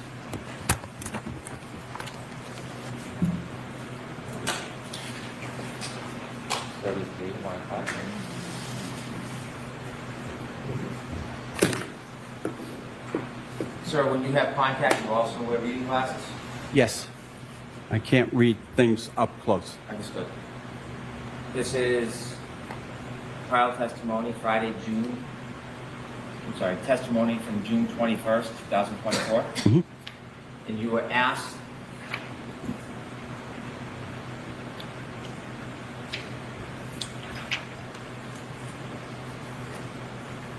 do you recall what time it was that you wound up back on Fairview? You said, I don't honestly recall what specific time. Yes? Yes. And then you were asked, sure. Approximately, if it was 3:15 to 3:30, that second time, what would be your best estimate of the time when you came back? And what did you say? Say about 5:30. I mean, Brennan has to know. He's just like spinning his wheels, trying to come up with something. And in his mind, if you can get a witness to rattle and change anything, no matter how insignificant it is, you're scoring points with a jury. But that's not how it works in real life, Mr. Prosecutor. Here you're saying HL nub. You're saying a dumpster isn't going to stand out if you're watching for people or cars where you're towing. He wasn't towing; he was snow plowing. So many lawyers on YouTube trying to tell us repeatedly Hank Brennan is smart, and I don't see it at all. I don't know who you're talking about, other than I think it's maybe it's court TV and maybe some prosecutor podcast, but you're clueless. Absolutely clueless. And so even last year, you were having some difficulty remembering the times, right? System. Were you having difficulty last year remembering the times that you were on Fairview? No. When you said you were on Fairview last year at So now he tries 5:30. to bring it up by saying a different time you had confusion and memory problems. So every way he's trying to spin it around, question him on the date, the time. Well, your story changed then, or you had memory problems. I've never seen this horrendous job of cross-examination. It's so bad. You didn't see anything on the Albert front lawn at 5:30 a.m.? I wasn't on Fairview at 5:30 a.m. Okay. Were you asked last year about your travels on Fairview? Yes. Okay. When you asked about, do you recall? We can't hate the guy here, Brennan, but you can hate his behavior and treatment of Karen Reed and these defense witnesses. Absolute Was disgusting. the time you wound up on Fairview and you said you didn't remember. Do you remember that testimony? I do. And is that true testimony? Yes, it is. Okay, so you had some difficulties in your memory of when you were on Fairview when you testified last year. Isn't that fair to say? No, it's not. I think so many of his questions aren't based on good faith. It's just he knows he's just trying to do stuff to smear mud on the wall. Fair. And then you were asked approximately if it was 3:15 to 3:30 the second time, what time did you come back? And I said, if I were to guess, I said 45 minutes later. Did you say, I would say, if I had to say, it would have been 5:30 up Fairview? That time was incorrect. It was 6:15. I couldn't go down any further due to the police presence. So your testimony last year, you understandably made a mistake about the time, correct? I did.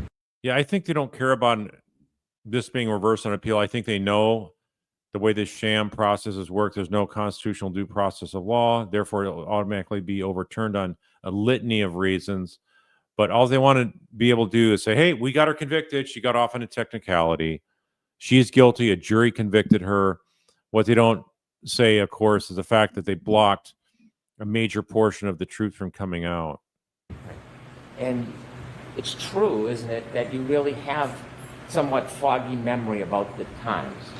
It is not. That time of 5:30 is very different than the time you told the agents when you met them. I'm sorry, the law enforcement officials that weren't from Canton or the state police. That was very different than when you told them 3 to 3:30. Very different. And it's different than the 3:30 to 4 timeline that you gave the defense private investigator the first time you spoke to them. Correct? Correct. And it's different than what you told the jury today, that it was 6:15. Yeah, they must not have gotten a very good private investigator. So that's like the honest truth, what he told this investigator. The investigator can't get it wrong. there's so much sloppiness in work and investigation. So they must have gotten an investigator that was sloppy, just didn't write the dates down as well. Fine. It's different, but it's not.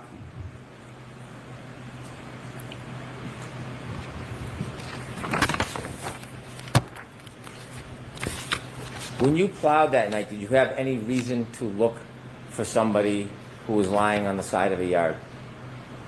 No, Did you have any expectation somebody would be lying helpless on the side of the yard that night? no, If you had seen somebody, certainly you would have helped. correct.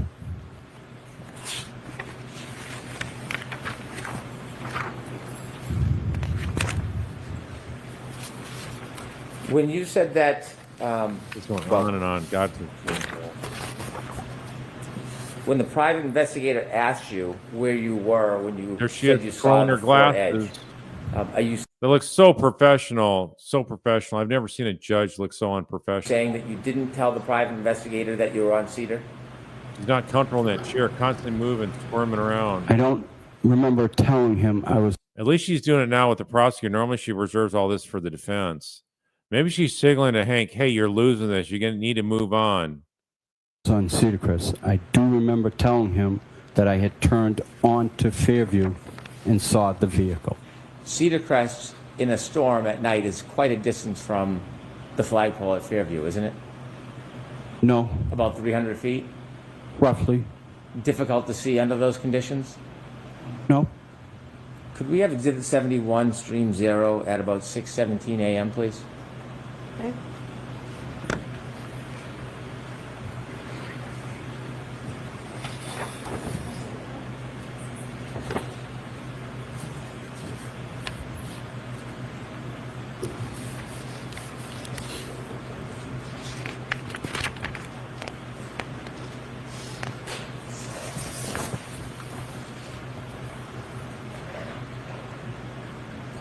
Could you stop it there? Do you see that street light? I do. Okay. At the end of that road, past the street light, is Cedar Crest, correct? Correct. Is that a fair depiction of the elements that night around that time? Yes, And in this case, there's further illumination with the car that's facing us? correct. That wasn't there, was it? Correct. You said after you saw law enforcement, did you come down Fairview after you saw law enforcement? I was on Fairview already when I saw the law enforcement. Did you drive by Cedar Crest again to go back and forth and watch what was going on, or did you go on your route? I went on my route, which included Cedar Crest. Did you keep driving by because you wanted to watch, or did you just leave and do your regular route? I went and did my regular route. Could I have 6:19:27, please?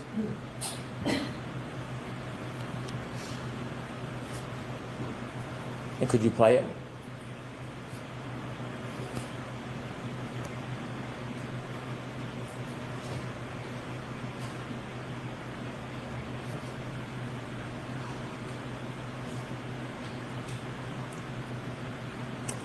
If you could back up a little before 6:19:27.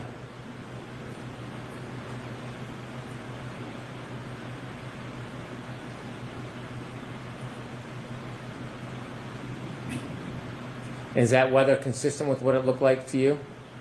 Yes, Is that you there? I don't know if that's me. Yes, that's me. That is me. Could we go to 6:32:45, please?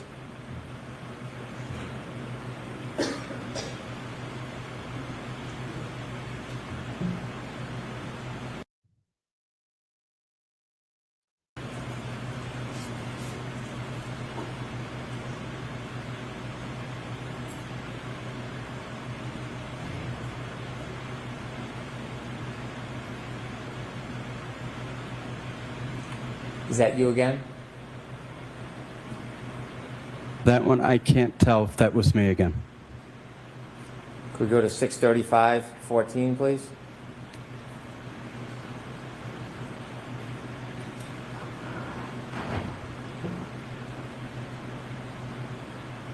Was that you? I don't see it. I don't see the truck. I'm sorry. It's okay. Could we go back to 6:35:12?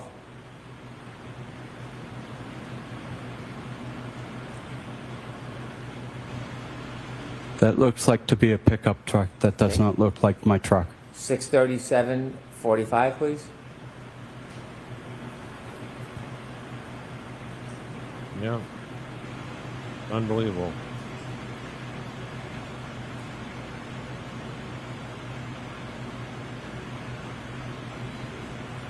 And that's you again, right? Again, I can't tell you for sure if that was me. Those were not your red and orange lights consistent with the earlier ones that went by? What I saw the first time was the reflecting tape off the body of my truck. Could we go to I have 7? a plow guy that is a contractor that we work tandem together. And was he out there that night as well, going by Fairview? Correct. Okay. Did you ever tell the private investigator about him? Yes, I did. 7:00, 22 seconds, please.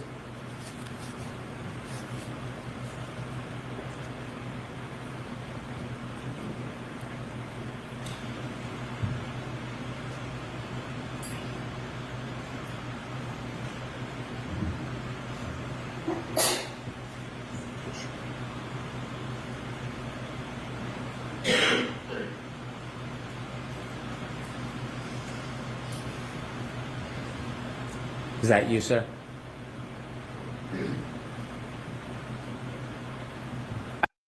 JJ, you're asking what the reason the defense is calling Proctor, Higgins, Alberts. Well, we don't know for sure who they're not going to call, other than I think it's looking like they're not going to call Proctor.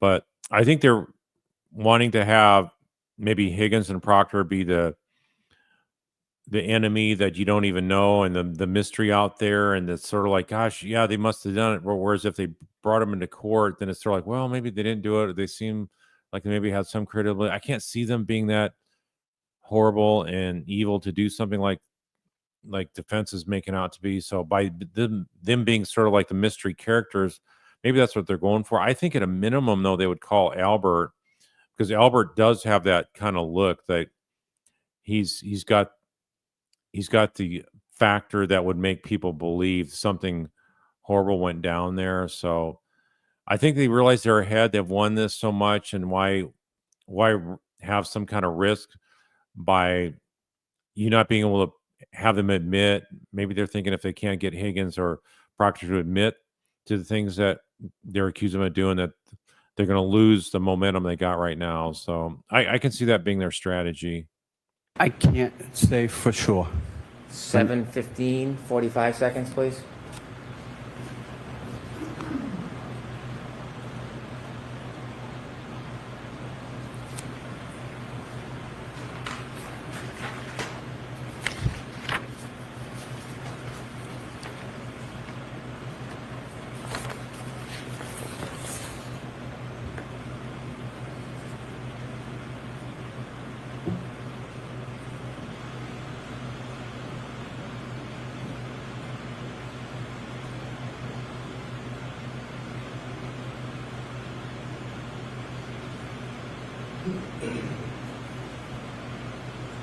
Do you recognize that plow?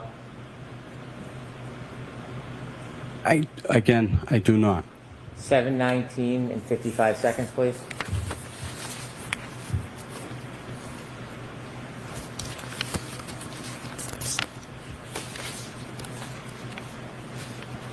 Doesn't look that bad out. The sun's starting to come up.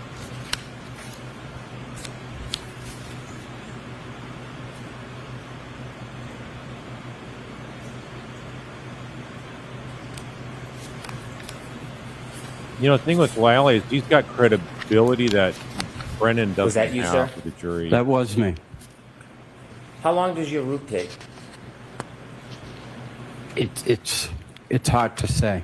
I mean, as long as it's snowing, it can take as long as it takes. Well, if you're going to do a pass, how long does an entire pass take? Who cares? If I were to do from Cedar Crest to the end, I'm going to come back. it would take probably 10 minutes. If I were to do the entire route, I'm not cleaning up. I'm just giving it a pass so people can get through. Could take about 3 hours. Could take 4 hours. When you mentioned Brian Albert on your direct examination, had you talked to the defense about Brian Albert in your preparation for testimony? No, You knew some of the Albert family, I know the entire Albert family. and you know Brian Albert as a police officer? Yes, I do. Why is it that 3 times in your direct testimony you characterized him as a first responder? Because he's a police officer. They're first responders. Did anybody ever suggest to you to use the terms or the phrases first responder when you were describing Brian Albert? No one did. Those are my words. Since your trial testimony last year, have you received any more focusing or targeting of harassment? Ask it differently, Mr. Brennan. Since last year when you testified, have you received any recent aggression towards you for testifying? No, Have you had any further focus or problems? no.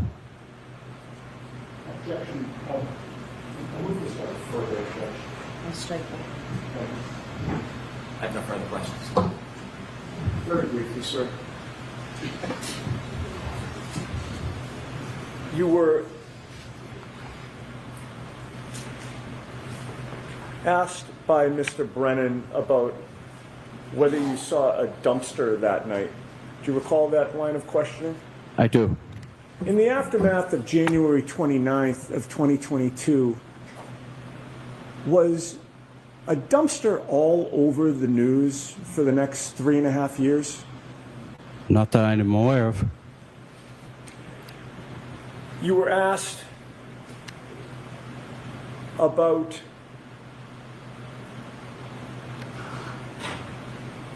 going through your route with the defense investigator and giving a statement to the Correct. defense Correct. investigator. Yes. How soon after January 29th of 2022 was that? 2 weeks. Were the events fresh in your mind at that time? Yes. Finally, actually not finally, I got 2 more points, but they're both brief. You had mentioned that night you actually misjudged and hit a net.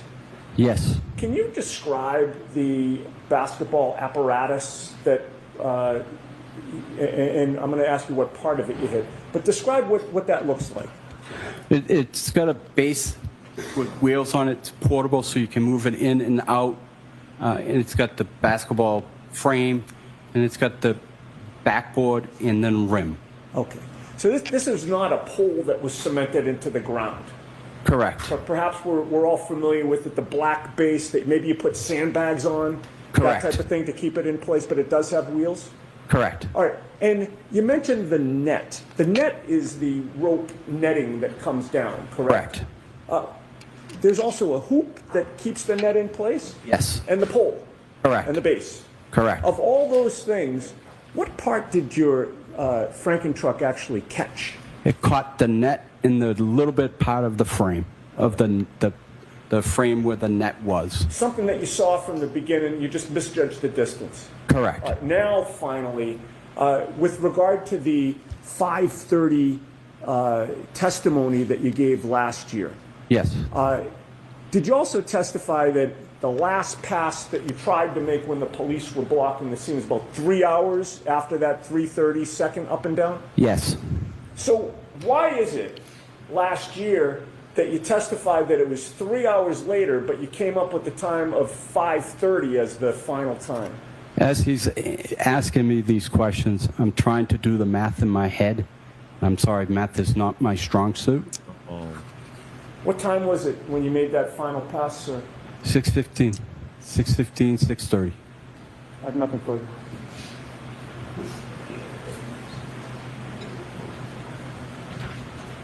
Yeah. I think that was You mentioned you're trying to do the math Lord. in your head. There is no reason why you would specifically remember certain times on each pass other than trying to remember and give an accounting, right? Could you rephrase that, please? Sure. You don't have your watch out on a certain schedule that you have to pass a certain street at a certain time. Correct. You weren't marking your times to some event when you were driving up and down the street that night, were you? No. So you're trying to go back with your memory and piece it together the best you can. Correct. And that's why you're giving estimates, yes? And Correct. when you spoke to those law enforcement officials, not Canton, not state police, and you said at 3 o'clock you saw first responder vehicles, that was based on your memory, wasn't it? Objection. I'm gonna run these. It was based on your memory. Not at 3:30. Right. Do you know that there was a car similar to a Ford Edge in front of 34 Fairview around 6 a.m. that morning? I wasn't able to get in front of Fairview Drive, 34 Fairview, at 6 o'clock in the morning. Have you ever met Kerry Roberts before? I have not.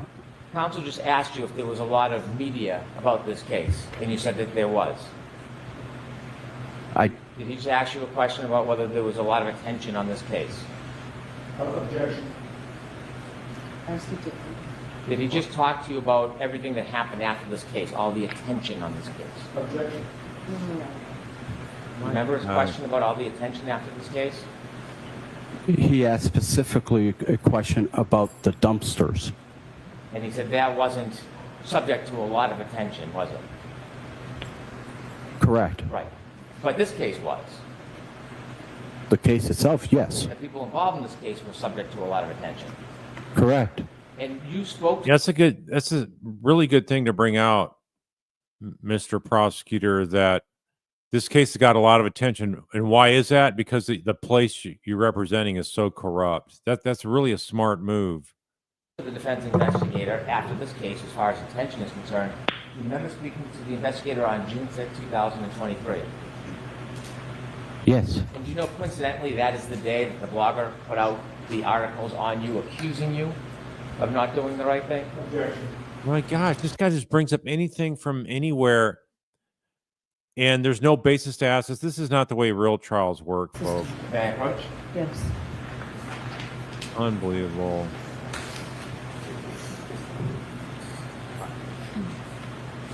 Showing you a document. Let's take a look at that document. What day is that document dated? Yeah.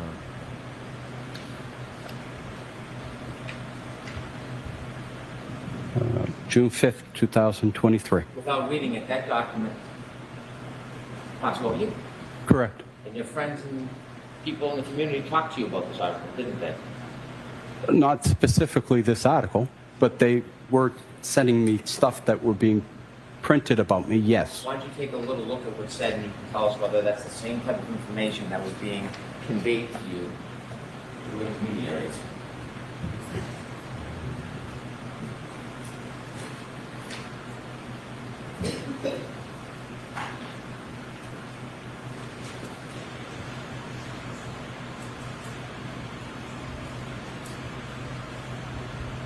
Can you ask that question again, please? Thanks, sir.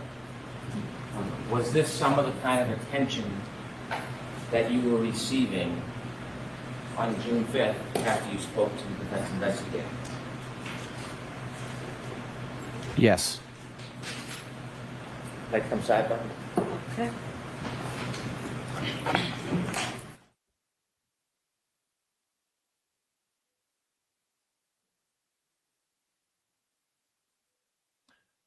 Yeah, this is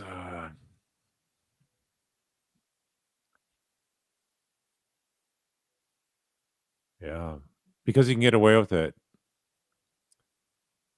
I think there's something really wrong with Brennan where he gets personal satisfaction out of making jabs at people and insulting people.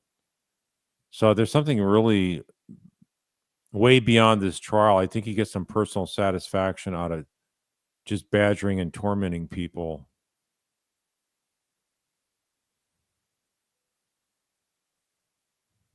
Let me jump ahead here.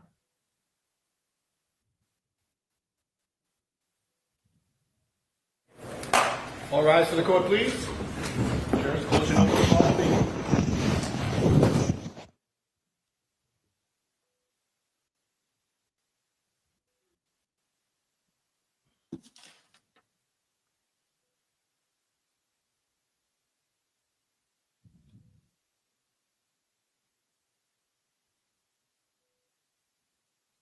This looks like there's a lengthy sidebar here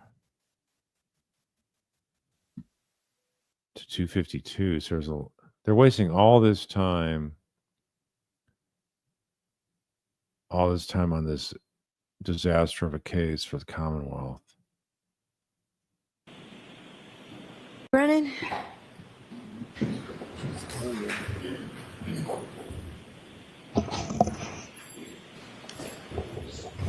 Sir, I have just a few more questions. When I had mentioned about meeting the defense investigator on June 5th, 2023, I misspoke. It was June 5th, 2024. Does that sound more like it? Yes.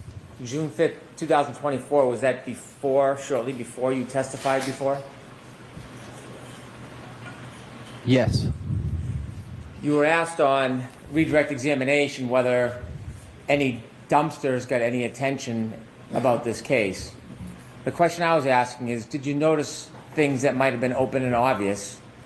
And you have no memory of an actual dumpster in the area, correct?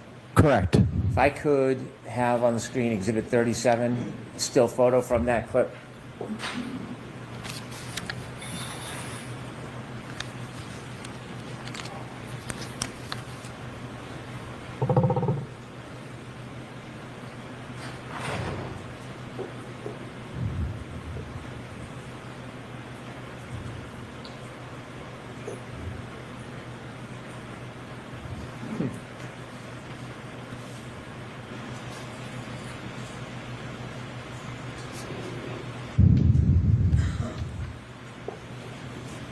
I have a moment, Your Honor. Sure.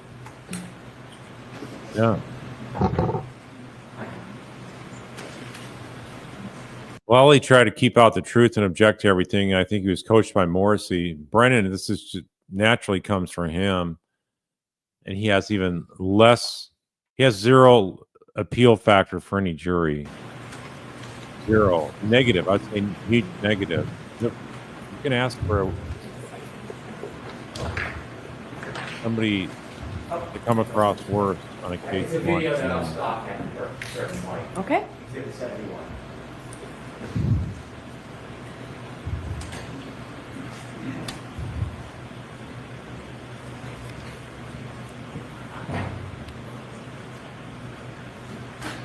And sir, do you notice the big red dumpster to the right side across from Fairview?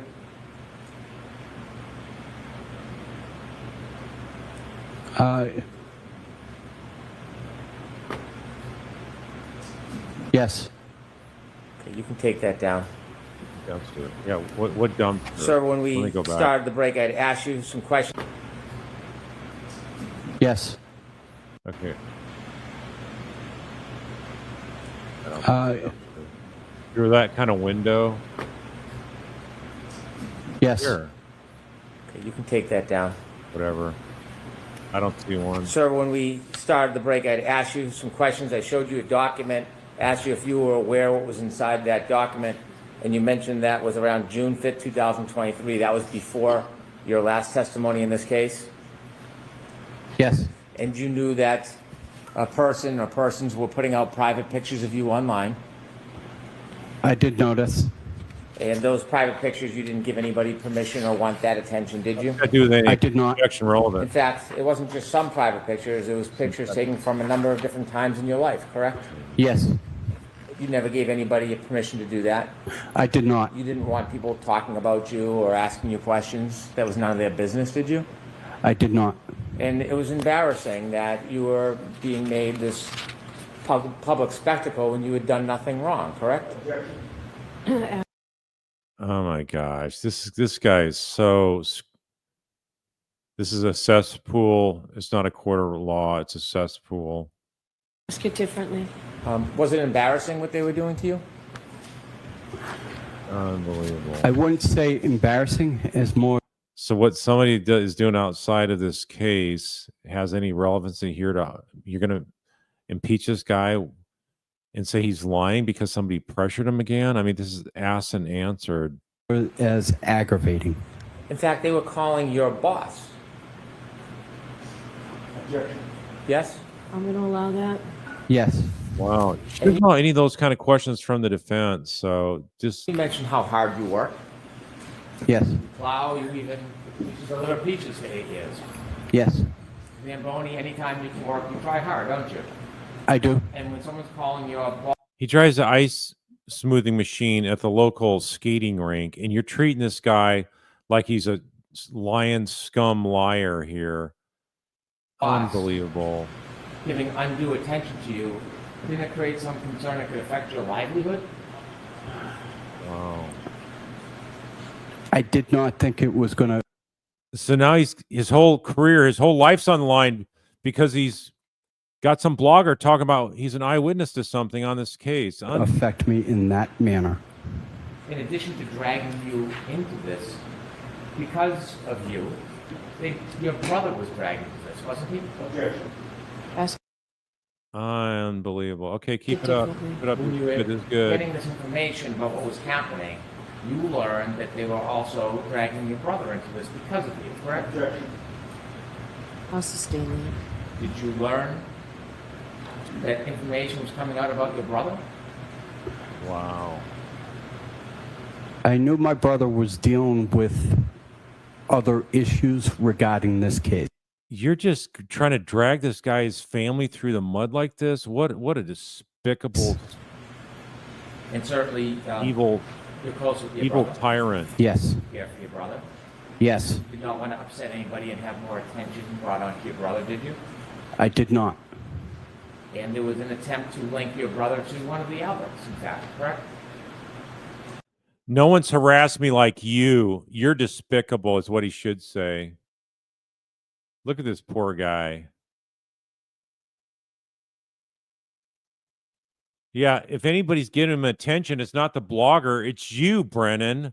You're the one making this guy famous now because he's done such a stellar job of putting up with your abuse and harassment.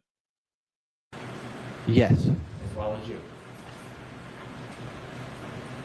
I don't know if I was being linked. Did you know the information of trying to so-called out you about the fact that you work for Chris Albert?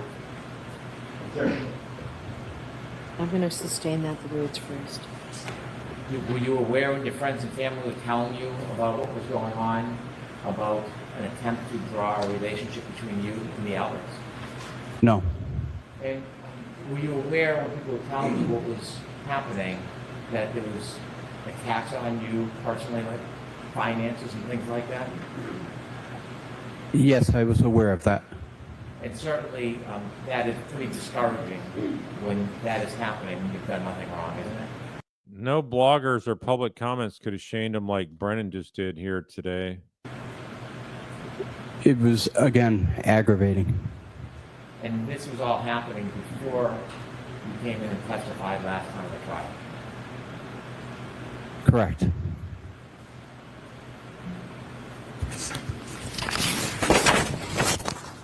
After you testified, things got better. I wouldn't say better. It's gotten a little more easily manageable. You were no longer being harassed, you were being embraced. Correct. Yeah, Yes. The Constitution's not in this courtroom. showing you a photograph, do you recognize that? I do. Is that part of the embracing process after you testified a certain way in the last trial? It was after I testified, yes. Yeah, I've never been, that's a good word, grossed out. This is nothing but nauseating, gross behavior in this With courtroom. redactions alone, with introduce a So-called select portion of courtroom. this. So I need to see what that is. Come to sidebar and make this very brief, please.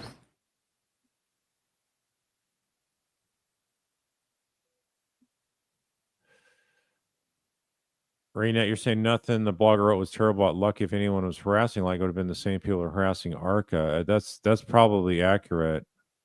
I don't follow that social media stuff here on this case.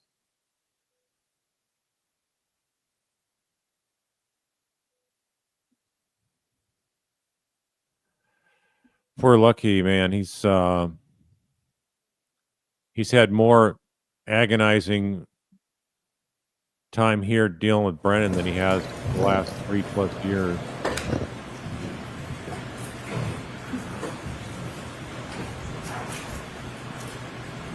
So that's next in evidence, Madam Clerk. Madam Court Reporter, please. 212. Yeah, it's like Brennan's threatening him with his job. Like, you better watch your job now, mister, because you're not playing ball with the corrupt Commonwealth here. So you realize your job's on the line, right?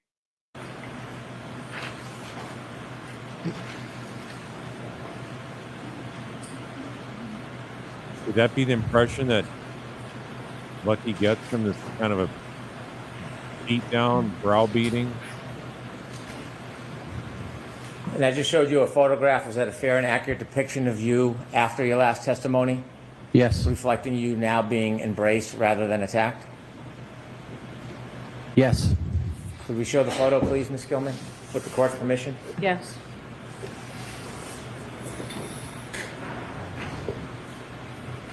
And that's you, Mr. Loughran? Yes.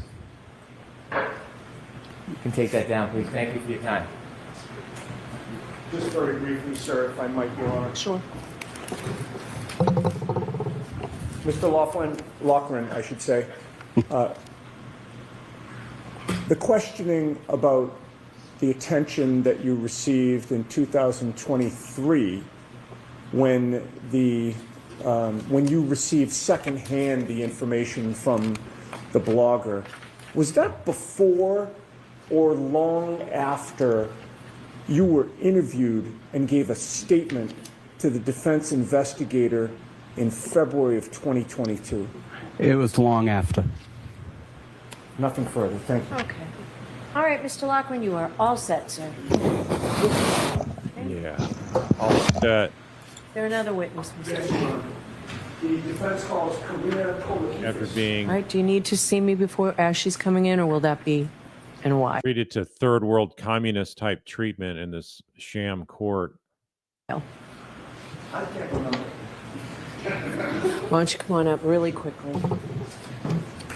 Okay, next witness is Karina Kolokithas. She's a pharmacist of approximately 30 years. She's lived in Canton for 22 years, married 24 years to her husband. We'll go to the direct here. It's about to start.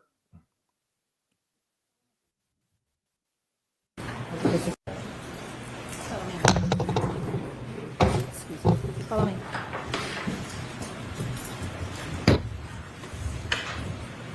Then you gotta step up.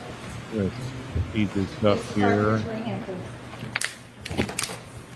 You solemnly swear the evidence you give the court and jury in the case now and here is the truth, the whole truth, and nothing but They the brought truth. her to humanize Good afternoon. Karen Reed. There's a lot of good stuff about Karen. proceed, You Ron? can tell she still likes Karen. Good afternoon, ma'am. Would you afternoon. please My introduce impression. yourself to the jury and spell both your first name and your last name? Sure.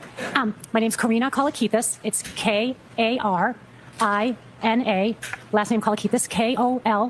Kolokithas. That's almost as bad as your name. It's long. In what town do you live, ma'am? I live in Canton. How long have you lived there? We've lived there for 22 years. Where did you grow up? So I initially grew up in Randolph, and then we moved to Braintree, and I finished my last 3 years of high school and stayed there till I was married. And where did you go to school after high school? So after high school, I went to Northeastern University. I did the pharmacy program there. And what is your profession? I'm a pharmacist. How long have you worked as a pharmacist? So total years is about 30 years as a pharmacist, but I have been at my current job for about 24 years. Are you married? I am married. To whom? His name is Nicholas Kolokithas. How long have you been married for? 24 years. Do you have children? I have 2 children. And without giving us their names, can you tell us if you have boys or girls and what their ages are? So I have 2 girls. One is 19 and one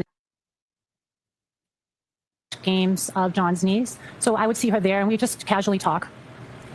And what was the nature of your relationship with her prior to January 28th of 2022? So she's friends friendly. with Jen McCabe and With John whom did you O'Keefe. sit to watch your daughter's basketball game? I'm not sure who I sat with. She also had interaction with Karen multiple times.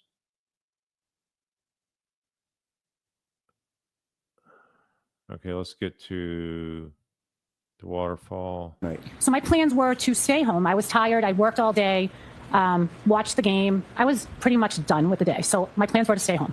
At some point, did those plans wind up changing? So then I started getting text messages from my husband saying, you should come out. We're going to go to the waterfall. And I said, no, I'm not coming. And what is the waterfall? So that's a restaurant that has a bar, and it's on in Canton on Washington Street. Okay, so you've given your husband the stiff arm, so to Correct. speak, right? You're Correct. not going. Not going. So what happens? So then he keeps on texting me. He's like, I'm at the waterfall. You should really come. It's fun. There's a band. And I was like, oh, really? Like, I don't want to go. And then my kids got involved with the conversation. And how did that affect your decision? So they started saying to me, Mom, you never go out. You never do anything. You know, Dad's by himself. Just go. Keep him company while he eats. So I reluctantly went. All right, so you were guilted into it. Guilted 100% into it. All right, so where did you go? So then I went to the waterfall. Do you recall about what time it was that you got to the Waterfall Bar and Grill? I believe I got there approximately 9:30 or so. And when you first arrived there, who was there, if anyone, that you recognized? So my husband was there, and then I recognized Jennifer and Matt McCabe. And what happened after you got there? So after I got there, I walked in, and I said to my husband, I'm like, where's everybody from the basketball team? And he said, I don't know. They all sort of split up. He's like, don't worry. Just hang out here. I already ordered a sandwich, so just hang out with me while I eat, and then we'll go. And were you introduced to anyone? Yeah, so then Jennifer McCabe started introducing me to all her family. So I got to meet a lot of them. It was fun. It was a good time. And do you recall specifically who you met? So I think I believe I met, well, she sort of just introduced me to whoever was at the table. So I'm not sure 100%, but just like the niece, her sister, her brother-in-law, like people like that. All right, the Albert family? Correct. And when you're being introduced to a bunch of people at once, it can be tough to keep everybody's names straight at the time? Right, it's kind of overwhelming. There was a lot of Jen's family. Now, what were you drinking that night? So that night I drank water. And the whole time you were at the waterfall, did you drink anything else except for water? I only drank water that night. Now, was there a point when you were going to leave the waterfall before they closed up for the night? I'm sorry, can you repeat that? Sure.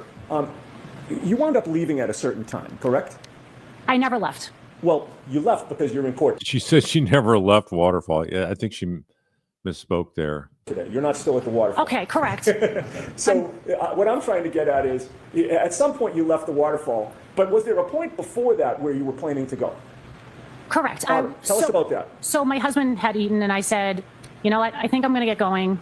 And I was about to get going, and then John and Karen walked in. Okay. And when you say John and Karen, you're referring to? John O'Keefe and Karen Reed. And why did that change your plans? I was excited to see them. I liked Karen, so as soon as I saw her walk in, I was like, hey, I'm going to stay. I want to talk to her. And what did you notice about John O'Keefe's mood when he arrived that night? So John was very happy. His niece had just gotten into a private school called Bishop Fian, and that was like the first thing he was talking about. He was elated that she got in, and he was telling everybody about that. And thereafter, how much interaction did you have with John and or Karen? Karen and I probably spent the entire night talking. Maybe give or take some time that we didn't, but the majority of the time Karen and I were speaking together. And if you had to estimate, how long a conversation did you have with Karen? You can just tell she still likes Karen. I'm not picking up any vibe that she thinks Karen's guilty of this. Maybe an hour, like 50 minutes out of the hour. Like if we spent like an hour together, perhaps we spoke 50 minutes of those out of that hour. And without telling us the content of the conversation, what was the subject matter, if you remember? So Karen was also, she mentioned being excited about Kaylee getting into Bishop Fian. And well, just when I first saw her, she first started talking about my daughter. So I saw her, she came in, she greeted me. And when we did start talking, she just started talking about my daughter and how much she really loved my daughter's relationship with John's niece. Look at how sweet that makes, a sweet light that makes Karen look here, right? She's interested in the kids' relationship and how her daughter is a big benefit to John's niece. Okay. And while you were having this conversation with Karen, was it an easy conversation back and forth? Very easy. Where were you located within the waterfall while you were having this conversation?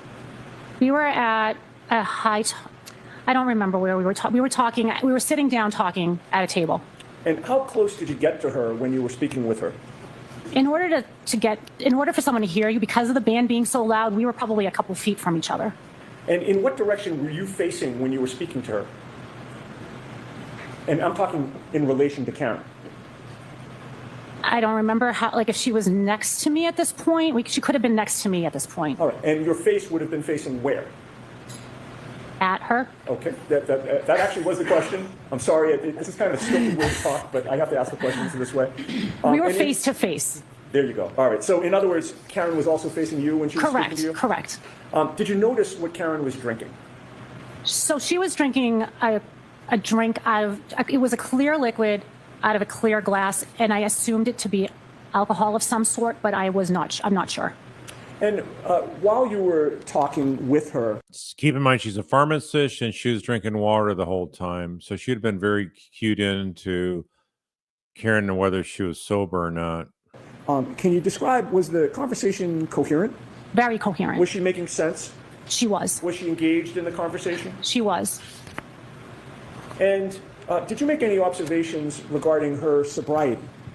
She seemed fine to me. And you're a pharmacist, correct? I am a And pharmacist. you were that night. I was that night. How much interaction did you see that Karen had with John O'Keefe? They had some interaction.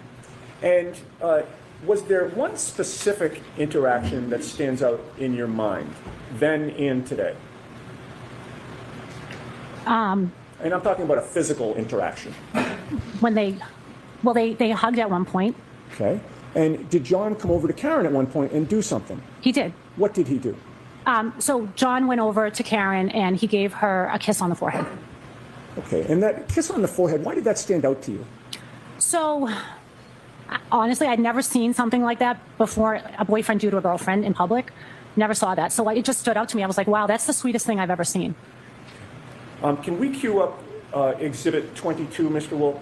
I'd like to go to approximately 11:36 and 41 seconds. And if we can, well, first of all, have you seen that video before, ma'am? I have. Do you recognize what Exhibit 22 depicts? It shows the waterfall. And is that consistent with what it looked like when you were there that night? Correct. And you've previously identified that as being a fair and accurate video of that night? I do. If we could zoom in, well, first of all, again, let me try and lay a foundation. Where would you be, if you recall, at the waterfall within that video? To the right, to the left? I'm in the right, in the black top, sitting on a chair. Okay, could we zoom in on that area, Mr. Wolf?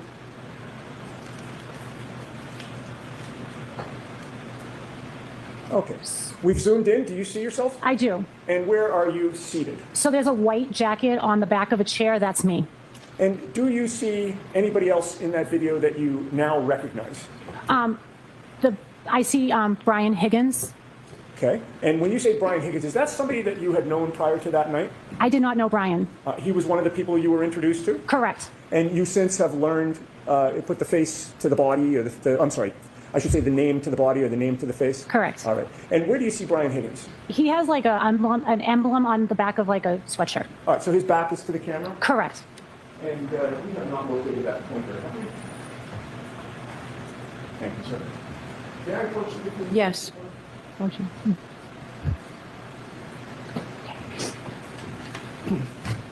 Now, if you can, ma'am, would you please use that pointer to show where you are first? That's me. Okay. And Brian Higgins? That's him. All right. Do you recognize, at this point in the video, do you recognize anybody else? Not right now. Okay. If we could start to play it, Mr. Wick. And stop for a second. I would ask you, as soon as you recognize somebody else, if you speak up and tell us to stop, and we'll pause. Okay.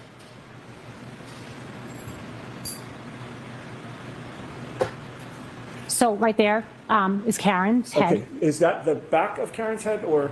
Correct. So that's the back of her head. All right. And then by the way, just so the record's clear, over Mr. Higgins' shoulder, there appears to be a face looking forward on the right shoulder. You see that, right? Correct. You're not referring to that. You're referring to the long hair that's in back of that face. yeah. Could I point to it again? Okay. So I'm referring to that head right there. Understood. Okay. And then, I think you had said something else. And then that right there is John O'Keefe with the hat.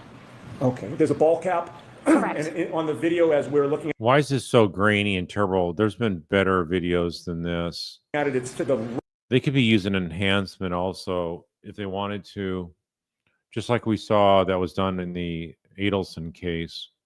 right up the top, it's to the right of the PM chyron there. Right up to the top right. Of the screen. Correct. Sorry. If we could continue to play. Stop. What do you see? So I see John giving Karen a kiss on the forehead. Is that what you saw that night? I did.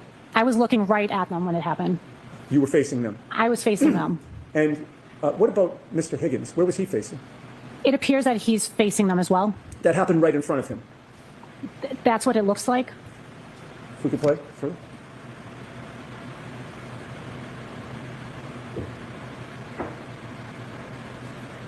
Okay, you can stop and we can take that down.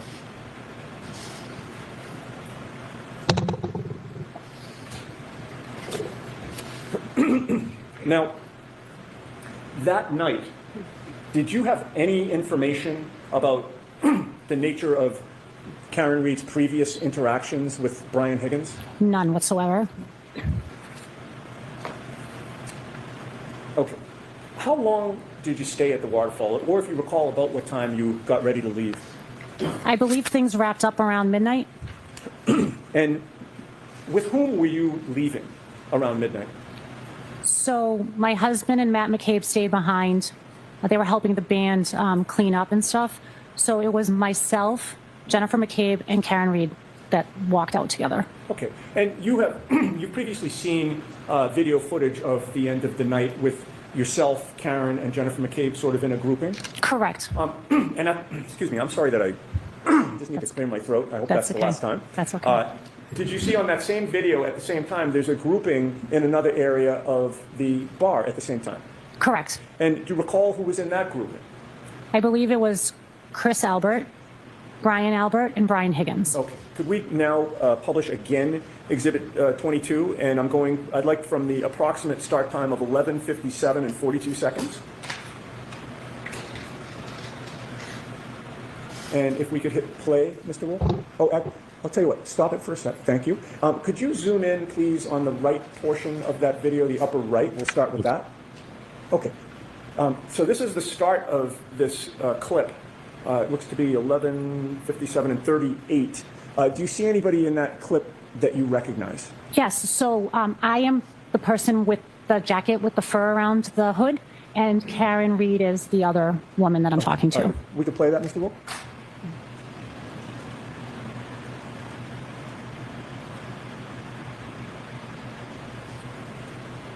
And right now, do you recognize anybody else in the background of that? So to the right in the plaid shirt is my husband, Nicholas. Okay. What about over your left shoulder? So over my left shoulder is John O'Keefe. And does that appear to be his back? Correct. Okay. You can play. And he was stop for a second. He was in your line of vision at that point, correct? Correct. What does he appear to be doing? He appears to be like paying a tab or something like that, or maybe getting a drink. I'm not sure. Okay. And do you see him looking in a particular direction right now? He looks to be looking over his left. Continue to play. Oh, if we could pause for a second. I neglected to ask you to point out with the pointer. We have I'm it now, sorry. we might as well use it. Okay. If you could point to yourself first. Okay. So that's me. All right. Karen That's Karen. and John O'Keefe. That's John. Okay. Continue to play, Mr. Wolf.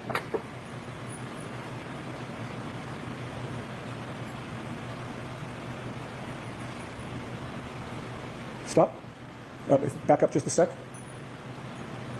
Oh. I'll tell you when to stop. Yep. Play. Stop. Okay. Do you see what direction John O'Keefe is facing now? He's looking to the left. Okay. Keep going. Keep going. Stop. What direction is he facing now? To the left. And what is over to the left?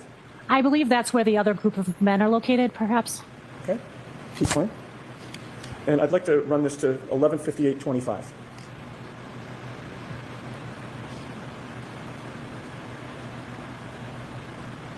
Stop.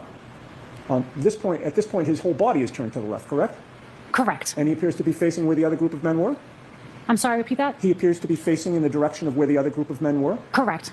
Continue to play, all through until 11:58:25. Okay, that's perfect. Now, keeping the video up, I'd like to now scroll over to the left side of the screen, and we're going to start that at 11:57:42, the same approximate time we started the previous discussion.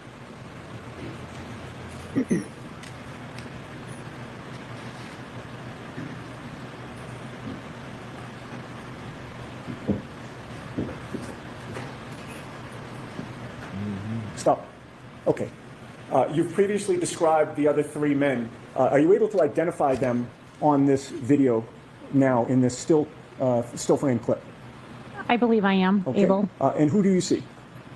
I see Chris Albert, Brian Higgins, and Brian Albert. And which one is which?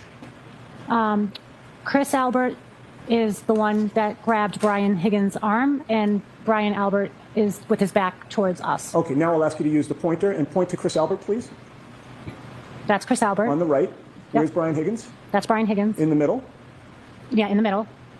And that's Brian Albert, Okay. I believe. And with regard to Brian Higgins, which direction is he facing?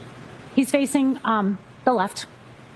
He's facing to the left? I mean, I'm sorry, he's facing to the right. Okay. And the direction that he's facing in, who's over there? Sustained. What is over there? Is that the direction of the bar? Sustained. Okay. Again, the truth they don't want to come out.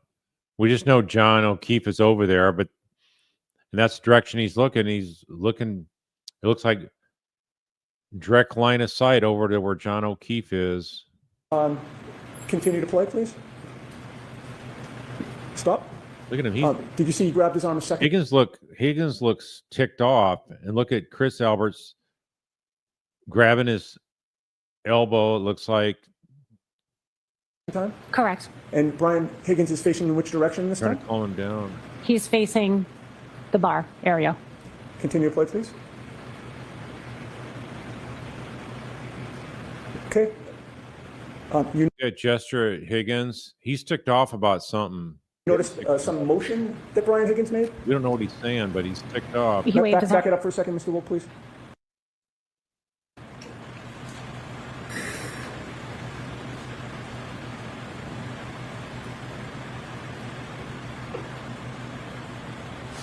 Stop. Did you see a motion? That, He put his left arm up. okay. Appeared to be summoning somebody? Sustained. Just hold on. Continue to play. I'm sorry, Your Honor. Hide the truth. Continue to play.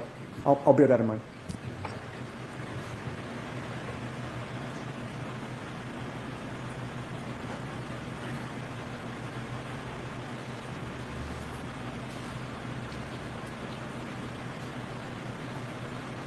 Okay, we can stop there.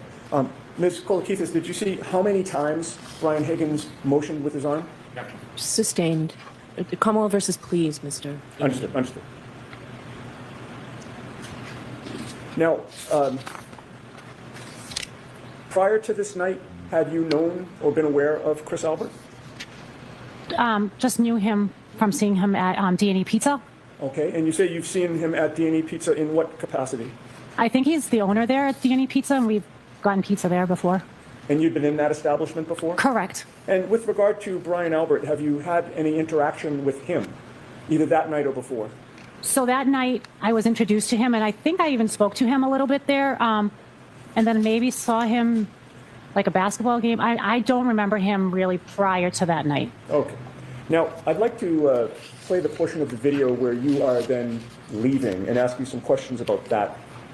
Yes, I think we can zoom out and perhaps hit play, Mr. Wolk, at this point.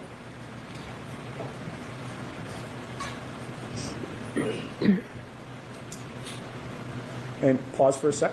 If you could use the pointer and just point out again where you are at this point. That is me. All right. And are you able to see Karen at that point? She's right there. Okay. And what about Jen McCabe? Are you able to see her at that point? I'm not sure. Okay. All right. Continue to play, please. And stop for a sec. I should have asked you, if you do see Jennifer McCabe enter the picture, could you alert us? Okay. Continue to play.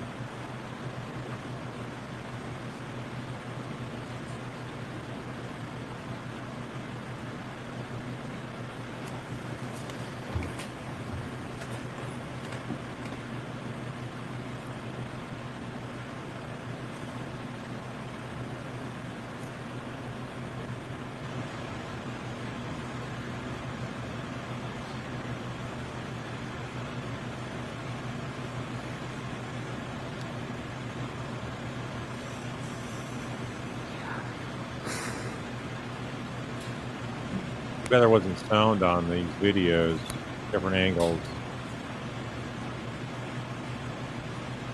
Okay. When you can turn the lights back on. When you were leaving the establishment, whom did you leave with? So again, it was myself, Jennifer McCabe, and Karen. Did anything unusual occur when you were leaving? So as we were leaving, Jen went over to Karen, kind of put her arm around her, and she started saying, "You're coming with me, you're coming with me." And Karen's like, "Huh? Like, what? Like, where are we going?" And I'm going to sustain the objection. The first part of that answer, the putting her arm around her, "You're coming with me." What? It's not hearsay. It's not offered to prove the truth of the matter asserted that she wanted to have her come with her. It's just to show the effect of the listener. Did that stand out in your memory? They don't know the law there. just because I was there too, and it just was strange. It was just like, you're I should say the judge has to know the law, but for some reason, the defense doesn't get the fair shake over and over and over again. coming with me. Like, it was just something that stood out to me. You weren't included. I mean, no, it's fine. I mean, it was just stood out, you know? Yeah. Did Karen go with Jen McCabe? No, she did not. What did you see her do? So then, out of the clear blue, thinking that Karen was going to go with Jen, I see Karen with John. And where did you see Karen with John? I saw them just I was parked across Washington Street, across from the restaurant, and I just saw Karen and John like walking down towards what used to be Amber Road, a place. It used to be Amber Road? It used to be Amber Road, yeah. Is that a Amber Road cafe? Correct. It was like a restaurant. It was like a little cafe shop. And did you figure out why they were walking in that direction? That's where I think Karen had parked her car. Did you have any concerns about Karen being able to drive that night? I had talked to her all night, and I did not notice anything strange about her. Like, I didn't think anything of it. And once you parted ways, where did you go? I went in my car. And what was your last image of seeing Karen and John that night? It was just them walking towards the car. If I may have a moment, Your Honor. Okay.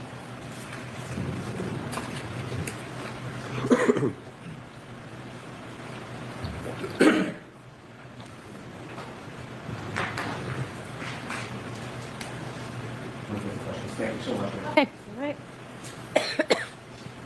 Mr. Brennan? Good afternoon. Good afternoon. Was your last image of Karen and John, both of them walking to the car and Karen walking to the driver's side door of that car? Correct. That night it was a celebratory mood? Correct. Everybody was getting along fine? Yes, we were. Yes. You were speaking to the defendant for some time? Most of the time, correct. You saw her at points hugging Jen McCabe? Correct. You knew John. I did. He was a kind man, Very kind. generous, Very generous. thoughtful, Very thoughtful. soft-spoken. Yes. That night was particularly different. He was extraordinarily proud and happy, wasn't he? Yes, he was. And you could see him emote about his accomplishment that his daughter got into private school. Correct. Did you talk to John that night? I did.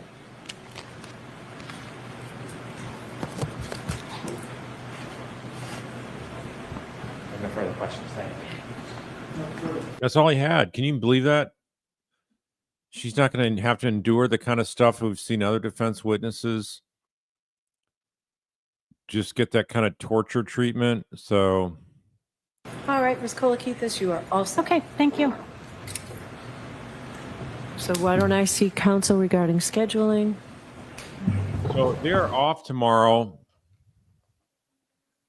Apparently, due to heat, the courtroom is so hot, the fans can't cool it down. Keep in mind, this is the part of the country where they pay cops $230,000 to $330,000 if they've been around for a number of years. So they can't afford a decent courtroom, and they can't afford decent air conditioning, and all they have is loud fans. Just We can hear actually, what's Mr. going on. Unity, just one question.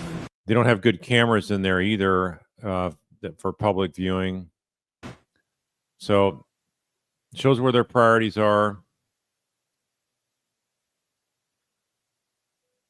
And then after the courthouse proceedings, we had Karen outside talking about how there's going to be, they'll probably be wrapped up by next Tuesday, the defense case. So that doesn't mean the trial is going to end next Tuesday, though, because there's going to be some rebuttal witnesses from Brennan. Oh my gosh, are we going to have like? So I'm going to talk to the lawyers about scheduling. I'm actually going to send you back to the room and bring you back. We will definitely be out of here by 1 o'clock, so a short. You don't know why, or at least I don't know why. Maybe 10 minutes, and we'll bring They you ended back. at 1 o'clock today, and there's All rise for the court, please. is it because of the heat? We don't know for today, but it sounds like tomorrow it's the heat. So I'm just looking over some last questions here before I sign off. It's 11:30 here. I do think they're going to use Walter to try to rebut Arca. Oh, man. Mr. Blue Paint Man.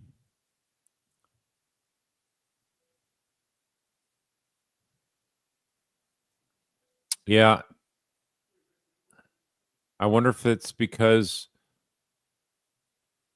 Monique's asking why Brennan didn't badger like the rest. Maybe it's because Brennan knew the judge wanted to leave early. But he could have had her come back next week, so.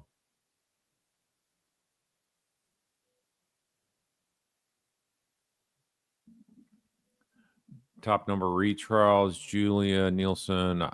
I know somebody, I think they went 3 times for a retrial and then they settled it for the 4th.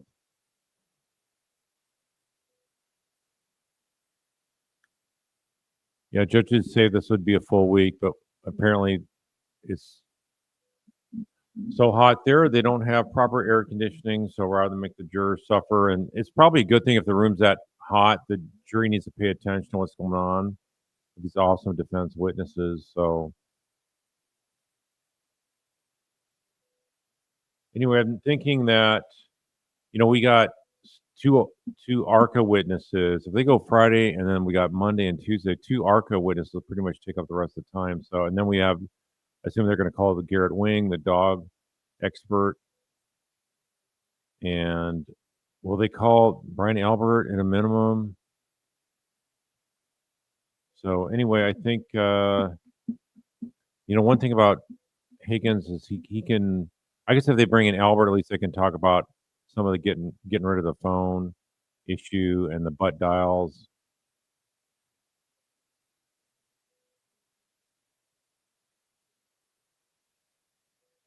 So, yeah, I think Hank is going to go for like another week at least of rebuttal, which is going to completely alienate the jury even more if there's even such a thing.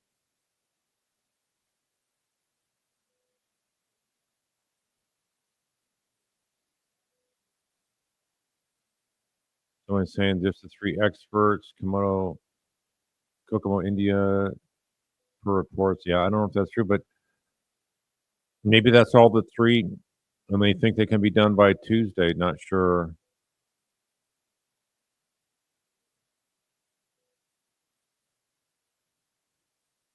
Rhonda Thompson, defense needs to start objecting more and call for sidebars. Start protecting your witnesses enough is enough. Yeah, I think the benefit is, though, that if you let Brennan unleash his fury of anger on all these witnesses and try to beat them down, and they withstand that torture chamber that Brennan's putting them through.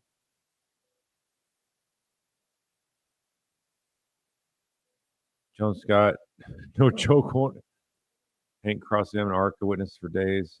Yeah, he's not going to be able to contain himself. He's going to go stark mad crazy on him.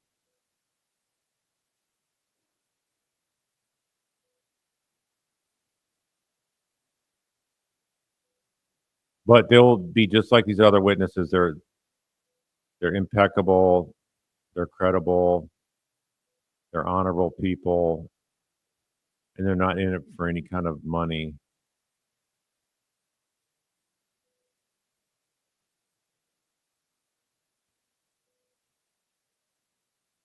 I'm thinking about doing some coverage on the Adelson case maybe this weekend because we are hearing reports that there's violence going on in the South Dakota prison where Charlie Adelson's at in his wing.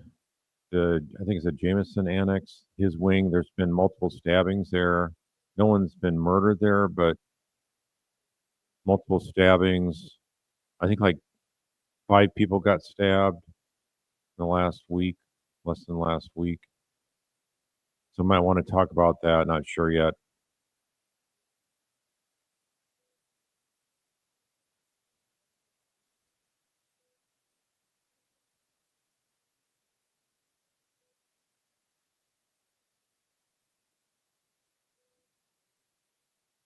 Yeah, Jennifer Rank, the court's going to have to offer critical incident stress debriefing to jurors to recover from Brennan's traumatic cross examinations. It's really negative for everyone's health.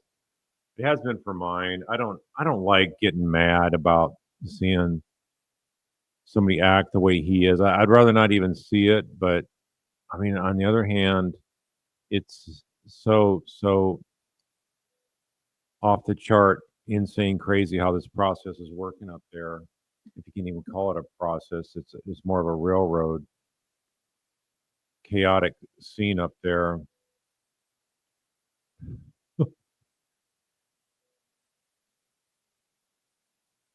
Yeah. So Donna Adelson, she's supposed to be tried, I think, the 14th of August. But there's issues with her attorneys, and her attorneys apparently were letting Harvey and Donna talk through the use of their cell phones. So that brings into issues of maybe conflicts of interest again, is what I'm thinking. I got to think that one through again. But there's just a whole lot of crazy stuff going on there. It's like the conflict issue is a gift that keeps giving.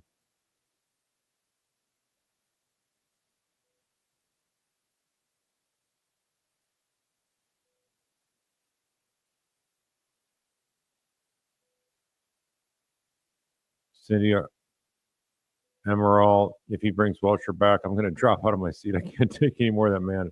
Really, I mean, the cast of characters you see for the Commonwealth, from the judge on down to the prosecutor team on down to all their witnesses. I mean, you can't make this stuff up.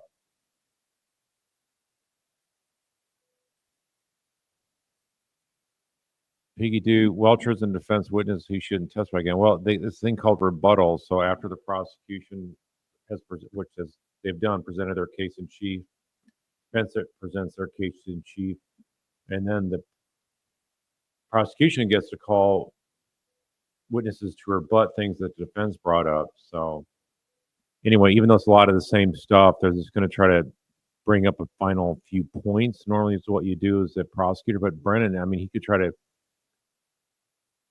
bring up stuff for days on end and have Welcher on the stand for a couple days. Who knows?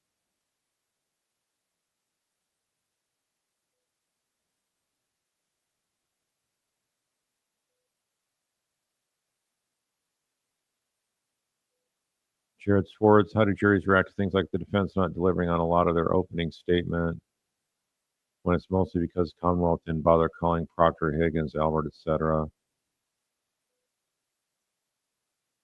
Yeah, but a lot of stuff has come out about Proctor. I mean, a lot of stuff. And Higgins with the Canton Police Department video. That's why I'm thinking Albert is probably of the 3 the most important one to call. But yeah, maybe they're not going to call any of the 3. Michelle Bryant, do I feel the jury has the right to know why the objections are made? Yeah, unless it's something that's very inflammatory, a normal objection like leading or hearsay or something like that. I think the juries should know that. Otherwise, it looks like a secret tribunal. I mean, think of all these arguments where the jury's not in the room. Why aren't we seeing that as a public? Makes it look like it's some kind of a shady system.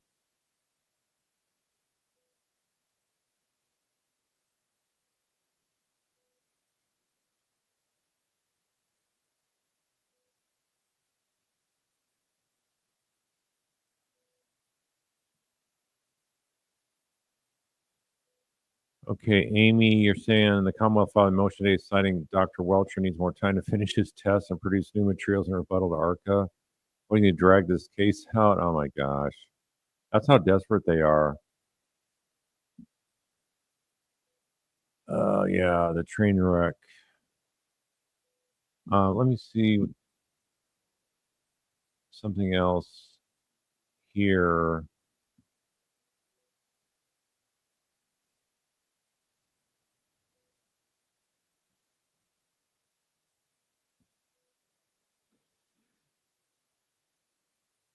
Something here I want to show. 576. Hold on a second. In last night's live stream, I mentioned on the sequestration order when Hank was trying to accuse Dr. Russell of violating the sequestration order along with Alessi when they're driving in a SUV together to the court. And I said, there's no way that this applies to attorneys. Sequestration orders never applied to the attorneys being able to talk to witnesses and stuff like that. But Hank said to Dr. Russell that you violated, you should have known, or however he said it, about the sequestration order, and you weren't supposed to talk about the substance of the case with Alessi. It's like, and I was thinking about that. It's like, there's no way it can apply to attorneys. Otherwise, you wouldn't be able to talk about where you're at in terms of strategy, tactics, where you think you might ask them questions. I mean, and when would that apply?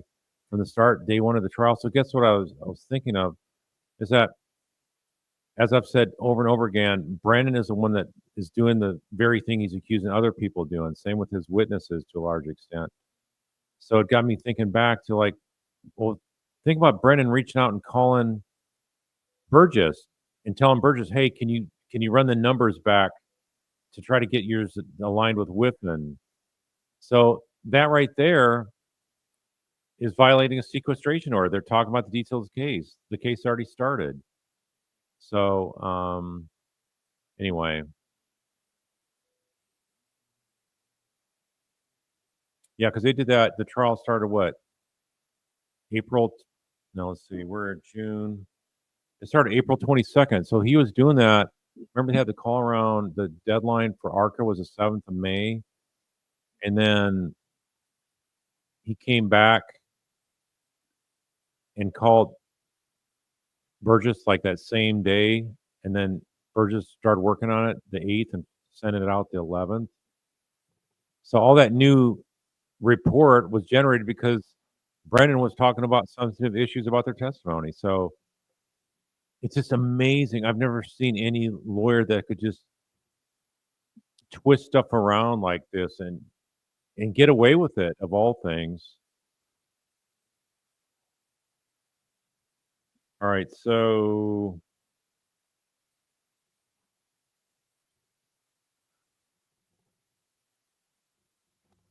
hold on a second here.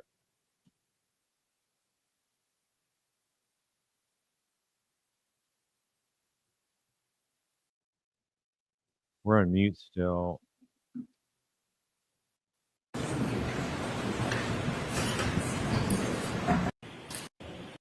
Not only are we on schedule, we are ahead of schedule. I understand tomorrow's supposed to be very hot. Court officers are concerned about how we're going to keep the fans and air conditioners going and be allowed to hear the witnesses. I've talked to the lawyers. Everybody's in agreement that because we're ahead of schedule, we give you tomorrow off. All right, so we won't be in session tomorrow. We will be in session Friday all day. So those same reminders, please do not discuss this case with anyone. Don't do any independent research or investigation into this case. If you happen to see, hear, and read anything about this case, please disregard it and let us know. I gotta shut that off.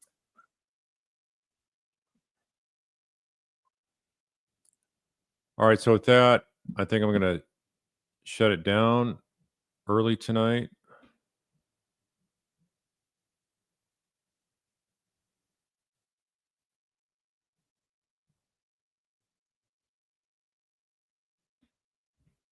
Yeah, that's normal, Nacho Mama, for prosecutors get to be able to rebut after the defense.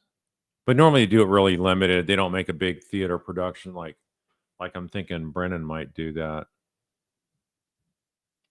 So with that, I'm going to go ahead and sign off, guys. Thanks for your support of Justice for the Karen Reed and her family.